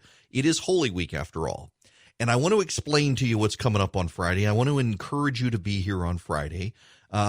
Different channels take different parts of the show, and I can't control the stations, but I encourage them all to take the full show on Friday from 9 to noon because none of you can get to church. It is Holy Week. None of you can get out of your house. You can't be at church on Sunday unless you're one of those people who's just completely ignoring what's happening in the world. And I want to encourage you to be here with me on Friday. It is a bit of an emotional train wreck, I should advise you. Not a theological train wreck, but an emotional one. But worship with me on Friday, if you will. We get into deep water. And I think this year we're all stuck at home. There is a global pandemic. We can't be in church together on Sunday, but we can be together here on the radio. I'm actually going to do 2 shows on Friday and 2 completely different shows. I'm not taking my morning show and then just re-airing it in the evening. I'm actually doing 6 hours of Good Friday programming on Friday. And I'm fine with that because I'm tired of talking about the virus. And it's cathartic to be able to do that together with you. The music is different. There's a lot of Andrew Peterson and Johnny Cash coming on Friday. Man, I love Johnny Cash. But nonetheless, be with me on Friday if you can, but I want to prepare some of you. You tune in. Your station only takes a couple hours of the show instead of all 3 hours of the show or an hour of the show, and you're like, what on earth have I gotten myself into today? Well, it's special. And now here's the reason why I do it. In a survey of global historians by Harvard University about a decade ago, the historians at institutions like Harvard and Yale and Princeton and Stanford and Oxford and Cambridge and various other universities around the world, including in Southeast Asia, they were asked to name the most important events in human history. And you have events like Caesar crossing the Rubicon. the fall of Russia and the rise of the Soviets. You have Alexander conquering the world. You have the death of the Buddha. But almost universally, the number one event in human history, and again, these are not theologians, these are not religious scholars, these are not sectarian historians, they are just academic historians around the world. The number one event listed is the execution of a guy in Jerusalem around 33 AD named Jesus of Nazareth. That event has had global ramifications. So many people think of Christianity as a Western religion. In fact, there are more practicing Christians in China today than there are in the Western Hemisphere. Not the Western Hemisphere, in the Northwestern Hemisphere. In North America, Mexico, Canada, and the United States combined have fewer Christians than China. In Iran, the fastest growing religion, despite ruthless persecution, is Christianity. It is a religion that is not anchored to a geographic region, which makes it spread like water around the world. And Christians would say it's the work of the Holy Spirit. But it has had profound impact around the world. It scares authoritarian regimes. The Chinese ruthlessly persecute Christians because they attribute the fall of the Soviet Union in large part to John Paul II, the Pope, and his efforts in Europe to bring about the fall of the Soviet Union. And so they ruthlessly persecute Christians in China. They tear down churches. They control who can meet. They even want to control who can be a Catholic priest in China, if at all. And Christianity has the power to upend governments. And I think it is worth every year, as a way to recalibrate myself, if not you, is to spend an entire show one day a year on what is widely considered by historians to be the most important date in human history. Now, these historians don't accept the Sunday on the third day he rose again. They don't accept that, but there is wide acknowledgement that by any historic standard, this event actually happened. There is wide acknowledgement by any historic standard this was a real person, and there is wide acknowledgement by any historic standard that this is one of the, if not the most important events to ever occur in human history, given the global ramifications of the spread of this religion. There are literally dozens of people around the same time, some of them who shared the name Jesus, who claim to be the Messiah. There are some historians in the 19th and 20th centuries who actually say that the Jesus we would think of today is an amalgamation of various different figures who claim to be the Messiah. They are in the distinct minority of people, but nonetheless, there are so many people who recognize that this event happened, who cannot dispute the authenticity of it, even if they dispute what Christians say happened next. Clearly, something had to have happened 2,000 years later to see this is still the most widely spread religion on the planet. More than 3 billion people on this Sunday will join together to worship Jesus and his resurrection. And whether I convince you or not that the resurrection is real, when there are big events, I try to pause on this program for D-Day. I try to pause on this program around Thanksgiving.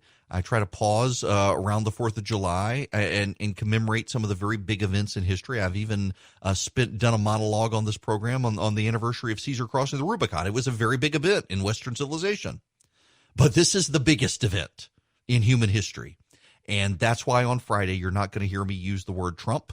You're not going to hear me use the word Republican or Democrat. You're not going to hear me talk about a virus per se. There will be some angle on virus talk, but not a lot. And so come worship with me on Friday, if you will. The music is different. The thinking is different. The topics are different. And it's a show I do. Really, I do it for me, not for you. But I hope you'll be here with me because it is a big thing. And it should transform our thinking. Today, my Jewish friends will be celebrating Passover. In fact, I'll be on radio late tonight on my other show because the host after me will be off celebrating Passover. And that in and of itself is a big event in human history. You know, it really is worth pondering, just as an aside here. Ponder means, Siri says. I got to turn Siri back. I turned Siri off on my watch, and I had to turn it back on, and now I need to turn it off again. It's starting to aggravate me. Passover is a big event because it is actually interesting to think how distinctive the Jewish religion was when it was founded, regardless of how you say it was founded. At the time, you have an entire world that is pantheistic, and along comes this religion from a tiny part of the world that says, no, actually, the sun and the moon are not gods, unlike every other religion on the planet at the time. There actually is a God, and he created these things and fixed them in the heavens along with all the stars, and they're not gods either. And it just completely upended the way people thought about the world. In fact, when you fast forward into the 1920s and 1930s, it was George Lemieux. He was a physicist, but he was also a Catholic priest. And a Catholic priest came up with the theory of the Big Bang. And the leading scientists of the day refused to accept the Big Bang as a theory. Even Albert Einstein refused to accept it. And the prevailing argument was, this is a Catholic priest trying to justify the words, "Let there be light." And it is the prevailing theory of the day. It is. There are prevailing theories in what came first, the plants or the animals. And if you go along with Genesis 1, the plants came first, and by God, it appears the plants came first. The prevailing sentiment of science aligns. So many people try to pit science and Christianity against each other. It's very hard to do that. In fact, some of the most distinctive scientists on planet Earth's history have been notable for their Christian faith, including people like Isaac Newton and Galileo and others. But nonetheless, in the 21st century, there is a clash, and it is a culture clash, and that culture clash is building, and we see it, and we see what's happening in New York City with Samaritan's Purse. I mean, we see what happened with me and this cross on the front lawn. By the way, I got a text this morning from the mother of the two boys who are selling the crosses and says business is booming. And I got a note last night from a listener in Cobb County who said he's not going to say it's me, but on Monday there were no crosses in yards in his neighborhood. And by yesterday, he said almost every house in his neighborhood has a cross with Christmas lights on it. He said there's actually, he was in the Ace Hardware up there near Marietta, and they were talking about people doing a run on Christmas lights, and they always keep some in stock, and they're completely sold out, and couldn't figure out why. And he said he assumed it was the guy on the radio who put Christmas lights on his cross, and the left attacked him for being a cross burner. I got to say, it really was the most bizarre thing to happen to me this weekend, to wake up and have people accuse me of burning a cross in my own yard. I mean, what idiot Klansman burns crosses in their own yard to begin with? Let's just start at that. What idiot would do something like that? And apparently I'm the idiot who would do something like that. But now, I mean, there are so many, and business is booming for the kids who are doing this, and it's such a worthy cause. It's good to see, but what people mean for ill, God means for good. Anyway, we're going to discuss all that on Friday. I hope you'll join me on Friday. You can't get to church. You might as well come here. And remember, you can listen on your smart speaker, whichever station you're listening to me on right now. And it's nice to now say whichever station, because we've got more than a dozen stations now that are running the show, and that's great. And we're still all in Georgia. I would love to be a national show one day. I really do want to be a national show, but I like being a Georgia show to start out. I like doing this myself. Charlie, my producer, is indispensable. I couldn't do it without him, and we're just slowly growing the show. We're taking our time doing it. We're building up a base of stations, and we're being our own ad sales guy, which means we don't really have any ads right now. We don't have the bandwidth for it. But it's been nice to grow the show, and it's nice to do this show.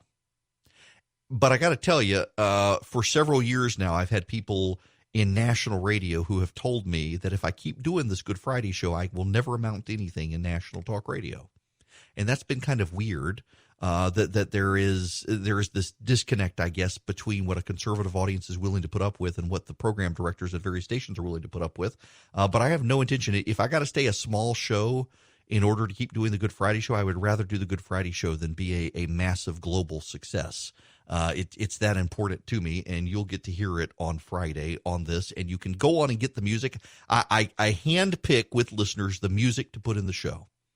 And if you follow me on Spotify or Apple Music, I'm E.W. Erickson on both places, EWERICKSON. You can see all the music. There's a lot of Johnny Cash, I'm going to warn you, that'll be in the show on Friday. Now, to the phones, TJ in Macon. Welcome to the Eric Erickson Show. Yes, I'm glad to hear your comments about the crosses and that they're catching on, and that is absolutely wonderful. My daughter's got one, I got one. But Great. Anyhow, I wanted to make mention, we're inundated with information about the virus, And there's another thing that hasn't gotten any attention, and you might could use it on your show Friday, and that is the plague of the locusts that have inundated all of the farms in the Horn of Africa, and they're moving towards Iran, Iraq, down through Syria toward Pakistan, and we've got to pray fervently. I pray to the north about this, and fervently that God steers them right around Israel, because this is a plague that we haven't heard anything about. You can find it on the internet. And TJ, as a matter of fact, the Chinese government is beginning to issue warnings to Western China. Yeah. For those who don't know what TJ is talking about, and thanks for raising that, because I haven't had a chance to talk about it, there is, and it is a swarm of locusts that is bigger than several American states combined. It is that big. And it has moved from Africa and is stretched out now across the Middle East. It is heading into Iran, heading into India, and even the Chinese government is now warning Western China that this plague of locusts is coming. I mean, when I say biblical plague, I'm not exaggerating here. This massive amount of locusts is bigger than several spread out as it swarms, is bigger than a couple of American states. That's how big it is. And it is consuming everything in its path, and it has thus far steered way further to the west, away from Israel. It's headed towards China. And I've got friends who are looking at this thing as it heads towards China after this virus, and they're thinking, maybe God really is like steering the locusts. I don't know, but there are a whole lot of locusts out there consuming crops along the way. Well, we got some breaking news here at 11:24 a.m. on Wednesday, April 8th. Bernie Sanders is suspending his campaign officially. The Sanders campaign is the Sanders campaign has come to an end. He will address his staff and the nation at 11:45 a.m., saying the campaign is suspended, but the fight continues. Coming up at the bottom of the hour, we will not be carrying Bernie Sanders. I'm going to talk to Sam Sorbo. She is a homeschooling advocate and wants to talk to you about your kids are stuck at home. They may not have a super engaged classes right now, what you can do to supplement their education while they're at home in ways that are family friendly, and definitely a topic that is needed at the time. And that will be fantastic. Now, I also want to tell you that there is other news hitting the wire right now, and it's not good news. It's not American news, but it's worth sharing, and it is significant. Spanish coronavirus deaths and new cases rise the most in 4 days. Fatalities have increased by 757 to 14,555. Total infections 146,690. And the prime minister is asking for a state of emergency extension. By the way, here in Georgia, Brian Kemp, the House of Representatives wanted to, in the governor's emergency declaration, require that they all come back and redo the emergency declaration if he wanted to extend it past the middle of April. Well, the Senate, thank God Jeff Duncan in the Senate convinced David Ralston in the House that they needed to put in a provision that would allow the governor to extend it unilaterally by 30 days. And, well, none of them want to come back to Atlanta now. So the governor is going to extend unilaterally his emergency declaration by a month. The problem is if we can't get a handle on this in the next month, they're going to have to come back. But the good news is here in Georgia, it looks like we will be turning the corner. In about 12 days in the state of Georgia, we will begin to see a decline in deaths. Now, the question is, when we turn the corner, can people start venturing outside? There is a related story that it turns out I was right about that there is a supply chain problem for toilet paper. And interestingly enough, it is the supply chain for paper products is the only supply chain in the country that's having problems. It's a fascinating story in the Washington Post. So there isn't a supply chain problem for meat right now. You may have a hard time finding brisket, and that's not a supply chain problem. It's Passover today. So lots of people are getting brisket for Passover. You may have trouble getting some stuff because people are stockpiling, but there's plenty of bacon, there's plenty of pork, there's plenty of chicken, there's actually plenty of dairy, there's plenty of butter, there's plenty of eggs, there's plenty of cheese. What people are having a hard time finding right now is paper products, and it turns out there's a reason for that, and it's twofold. One is because people are home, they are using more paper products at home. And two is because people are using more paper products at home and people are having a hard time finding it, people are overbuying as a result.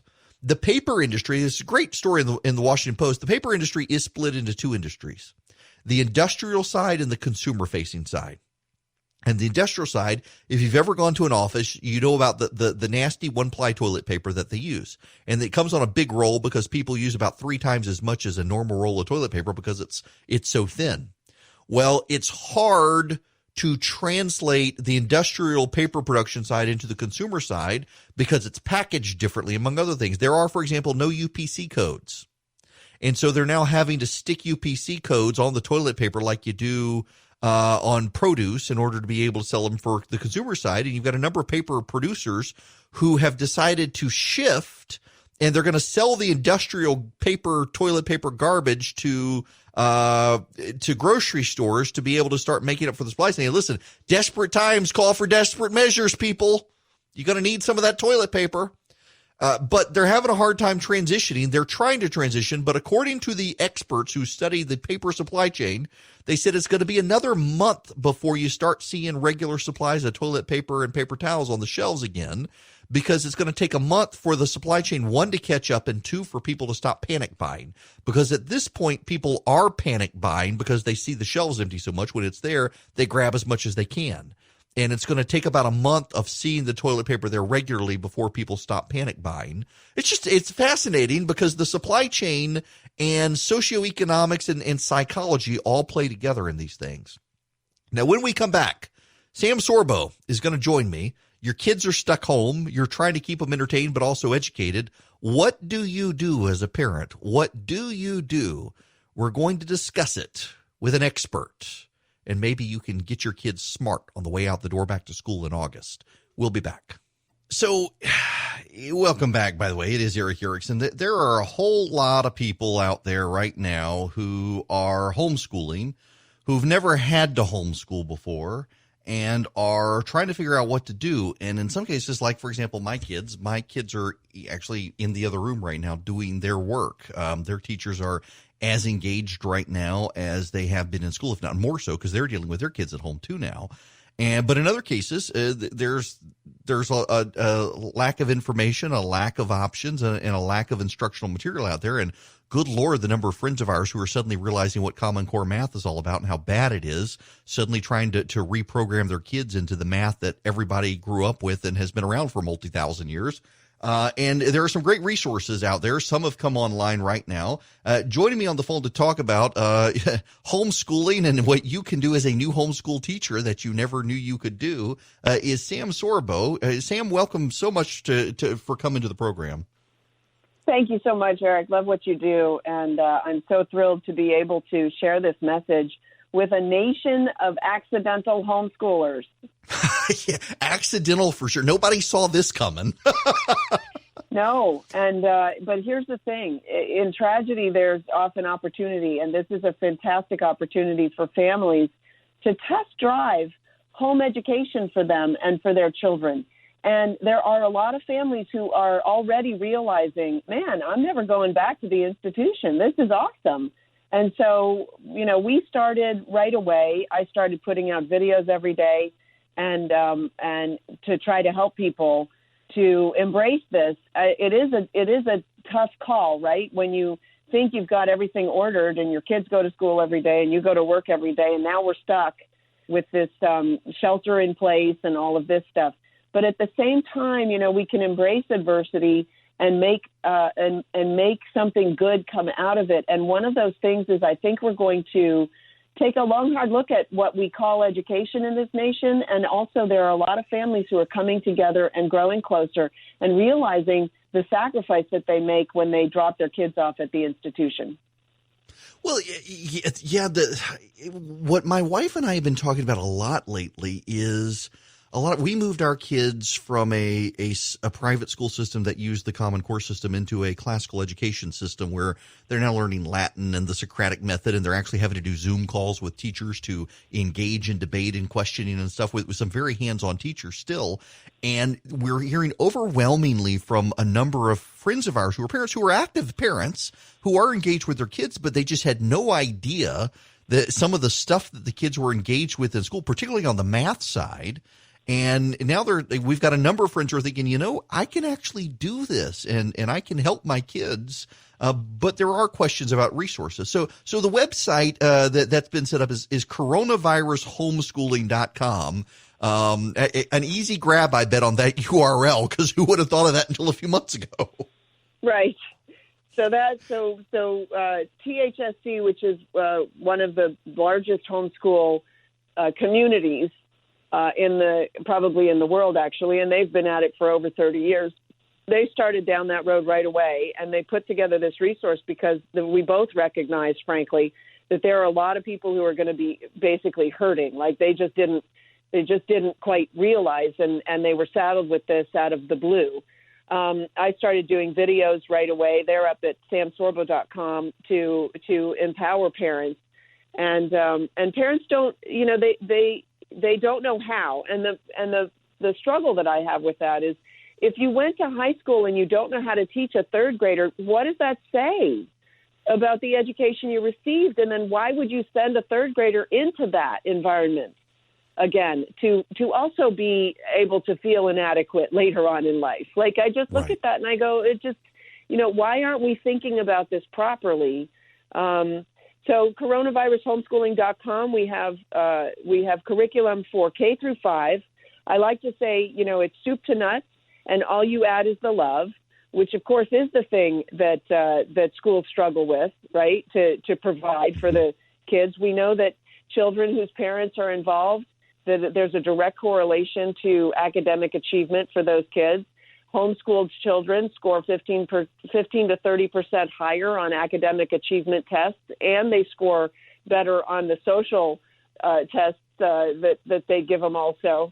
So homeschooling definitely is a very positive choice for families. So if there's any way for you to get it done, now you have this opportunity to test drive it, try it on. You can go to coronavirushomeschooling.com and download curriculum, and like a full curriculum, and compare it. I'm urging parents, do a comparison between that and what your school is sending home, and see.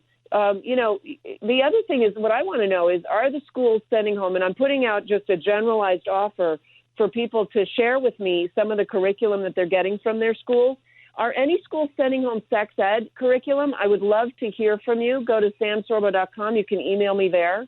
Because I know that's an interesting question, because I've been commenting lately on society as a whole has been dealing with so many silly, frivolous topics lately, and it's amazing how those frivolous topics just kind of disappear now that we're in crisis. Right.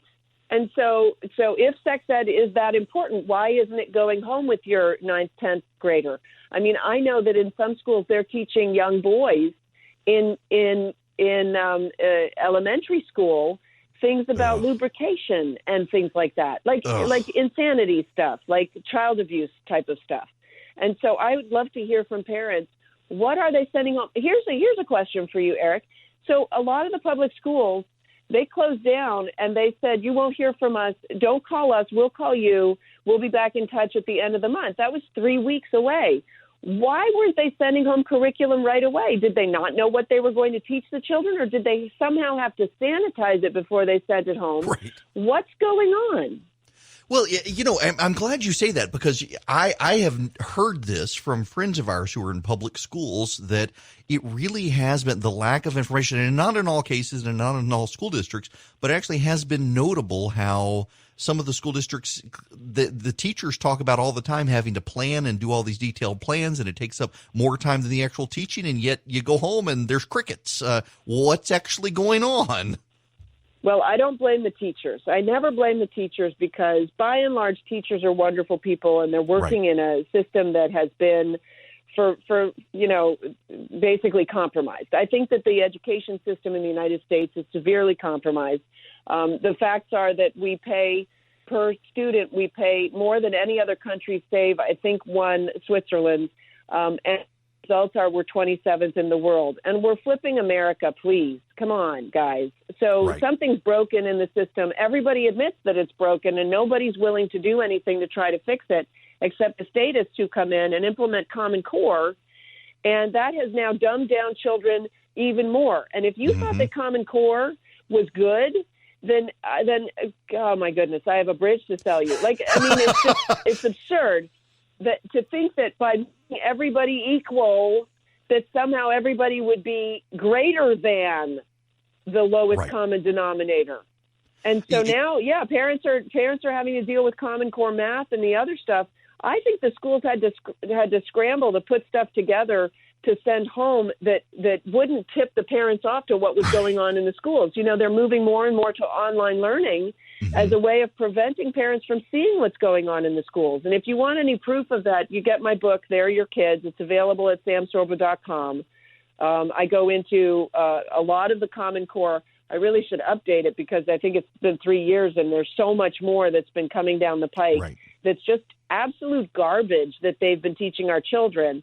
So now parents have this opportunity. One, you can maybe the veil has come off and you can see some of the stuff that your kids are being taught in school. And two, you can test drive homeschooling and compare. So, and that's coronavirushomeschooling.com. So you can get all the information there. I got, man, you hit a nerve with me on Common Core because I talk about it a lot, and I try to explain people that whether you want to dive deep into it or not at just a surface level. One of the things my wife and I noticed about it when our kids started doing it is it essentially takes away from them the independence and the entrepreneurialism of education and teaches them how to be great little worker bees for Fortune 500 companies without the ability to think independently. And it's staggering to me how there is actually a parental rebellion around the country from just the nonsense. Forget even some of the core aspects of Common Core. Just when you can't help your child do basic math. My wife has a computer programming degree, was in engineering. Her father's a graduate of Georgia Tech, and they can't figure out third grade math. There's a real problem when your kids are having to be more dependent on the state than the parents to get a math homework assignment done. You want the 10,000-foot view on that? So Common Core makes math magic. Why? Because math is logic, and if you can remove logic from the child, then the child won't be able to think straight. And then you can control that individual. So if you turn math into magic, it becomes basically unattainable for the child. Only a few children will then be able to think logically, and that's better for the system. So I go into this in my book, They're Your Kids. The other thing, there's another 10,000-foot view. How about we alienate the child from his parents? So he goes home, he says, Mommy, help me with my math homework. And she says, honey, this makes no sense to me because it's absurd and ridiculous. And there was no reason to change the standard paradigm for the standard algorithm for doing multiplication because that made sense and that was perfectly logical. Right. So let's do it my way. And the child says, no, the teacher says we have to do it the teacher's way. And so you're stupid because you can't even do third grade math, Mommy. Yeah, Mom, that's the grandma way. We don't do that anymore. I hear that all the time. Okay, so we're almost out of time, Sam, and I got to ask you this question. How did you get into homeschooling your kids? I'll tell you, the school was not serving my child, and I was there all the time. I was the guilty parent who helped out and did everything, and that's in my book as well, that story. But I honestly went to Kevin and I said, I think I could fail at home education and still come out on top because of what they're doing to our child in the school. And you have no idea what they're doing to your child in the school, you parent of school children, unless you go in there every day and you see and you start really paying attention to what they're sending home with your child. You just don't understand what you're sacrificing by allowing your child to go into that institution every day. So if you go to samsorbo.com, there's more information there. Go to coronavirushomeschooling.com, and you'll get all of the instructions that you need to be successful as a homeschool parent these days, certainly for right now. It's all available still till the end of the month, so we're urging people to sign up now. After that, it depends on what's happening with the shutdown and everything, but we will be there as a resource for parents. I'm certainly there as a resource for parents. I have 2 presentations that I'm making on Thursday night. They're open to the public. They're both free. If you go to my website, samsorbo.com, you can find more information out about those. One's on Facebook. The other's a webinar. They're free. You just have to register to come on board, and I'll be talking more about this. It's time to wake this nation up and go back to the entrepreneurial spirit that built this nation, that created this nation, by the homeschoolers who created it, by the way. Yeah. Amen. Listen, thank you. I have just enjoyed this conversation so much. Thank you so much for stopping by, and best of luck to you. And I am certainly happy to raise the signal on this, because it's such a good thing that you're doing for people. Thank you. Thanks, Eric. Really appreciate it. You take care. You too. That's Sam Sorbo. And yes, if you're wondering, yes, that's Kevin Sorbo's wife. That they met while on the set of Hercules.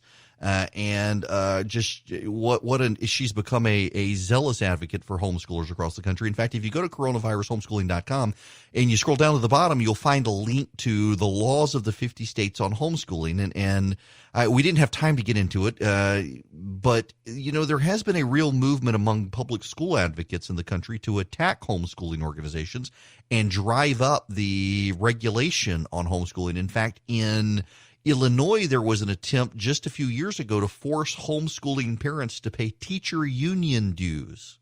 There actually was. I'm not making that up. The public school teacher unions insisted that homeschool parents pay teacher union dues if they were going to be classified as teachers. It was absolutely bizarre. So many people want to separate parents from their children's education. And that is one thing that my wife and I have both been commenting on of late, is the number of people in this country who are suddenly becoming aware of what their kids are not learning in school and what schools are teaching. That's just so bizarre. So if there's a silver lining among others and everybody having to stay home with their kids right now, it's making people realize, man, something is really screwed up in our public school systems around the country. Important. If you are a small business, 500 or less employees, and you haven't gotten into the Paycheck Protection Program, the government set aside only a limited pool of like $100 billion, $200 billion or so for this program. And you've got to get into the queue to be able to get the money. Now, it looks like today there's word out of Washington they may expand the program, but a lot of big banks are having harder time processing you getting into the program because all the paperwork requirements and everything else that big banks with a lot of federally backed capitalization have to go through. It is smaller banks, building and loans, and credit unions that are actually able to get you in quicker. And I want to recommend, they are sponsoring the program. They really are good people. They're dear friends of mine, the Frost family, and they run a financial institution in Noonan, Georgia called First Liberty Building and Loan. Their website is firstlibertyga.com. Now, it doesn't matter where you're listening to me nationwide. They can help you. Any American with an American-owned based business that is a small business can get into the payroll protection program, and they can help you do it. So if you need that money, and what this program does, what the payroll protection program does, is it covers your costs. It has a mathematical formula, and it covers your costs for salaries. And 25% of the money can be used for other costs like rent payments. But you can use this money, and if you do not lay people off, then it gets converted to a grant, so you never actually have to pay the money back. If you need access to it, go to firstlibertyga.com. You can get the contact info for the Frost family. Call them and tell them that I sent you. They're good people. I was telling everybody about them. I was referring them to a bunch of people, and they reached out to me and said, hey, we're getting so much business. Can we actually sponsor the program? And I said, sure. And so now I'm doing it as an ad, but I was doing it even before that because I know them. I like them. They're honest, good Christian people. They're really, really good at what they do, and they're really helpful. So please don't hesitate to reach out to them. You don't have to have a prior relationship with them. They just want to help you. It's firstlibertyga.com is their website. And they're good, and you need help if you need help. I'm continue to read these horrifying stories about small businesses and now larger businesses as well. There are actually word out today in the media of a bunch of layoffs at different media institutions, which is sad to see. But ad sales are down, and we're honestly, if y'all want to help me, you can subscribe to my Substack newsletter. It's ewerickson.substack.com. If you text data to 33777, we're not going to get any more advertisers anytime soon, and we're kind of relying on people subscribing. It's $7 a month. And just text data to 33777. In addition to getting all the COVID-19 links, you can subscribe to the newsletter because, my goodness gracious, It's something to see out there right now in the media landscape, the ad buys that are out there. And, there's actually an interesting side effect of this. So there was an effort years ago to blackball Breitbart.com with advertisers, and left-wing sites mobilized to censor Breitbart.com. They would harass any advertiser whose ads appeared on Breitbart.com. And essentially what happens is Breitbart put Google ads on their site. And if an advertiser wound up getting into the Google advertising and it appeared on Breitbart, they would get harassed by left-wing people, and they would have to go into Google and say, please don't run our ads on the site. And it was to financially hurt Breitbart.com. Well, one of the side effects of this is advertisers started using keywords, and whatever the major topics were on a Breitbart site, they would put in and say, don't run our ads on sites using these words. And so it had a cascading effect to conservative media as a whole. The boycott of Breitbart started to hurt all conservative media outlets because websites were just blocking keywords. Companies were blocking keywords. So if you were writing a lot about, say, Donald Trump, you would block that, and they could do algorithms to determine if you were pro or negative, and so you block sites that are talking pro-Trump, and it would hurt conservatives. Well, here's the problem. Now, COVID-19, the Wuhan virus, the Chinese coronavirus, these phrases are sites that are being used by a lot of sites across the board, left, right, and center. And advertisers are blocking these keywords. And as a result, there's been a massive dip in advertising for a lot of companies that are web companies, a lot of media outlets, and they're attributing it to this left-wing boycott of Breitbart.com. There's actually a big story out, I think in the Columbia Journalism Review, one of the media sites out there has a big story on this, how left-wing media outlets are now having a major drop in ad revenue as they cover the coronavirus because companies are so fearful of the boycotters that they're blocking any website that uses that talks about COVID-19 because they're afraid it'll go to Breitbart and they're going to get boycotted. And it's blown up in the faces of these left-wing media outlets that for years were organizing boycotts of conservative sites. It's actually very, very funny, but it impacts us across the board. It impacts me at the Resurgent. It impacts me here as well at this radio show. It impacts the station you're listening to right now. So please do consider supporting the local advertisers on your talk radio station. They are actually keeping us on air. And please do consider subscribing to the newsletter. It's $70 a year or $7 a month. And you do so by texting DATA to 33777. And you'll get back a very useful link to all the information about the coronavirus and the payroll protection plan and a link to First Liberty and our advertisers. But also you can subscribe, and that helps us. And we'll be back tomorrow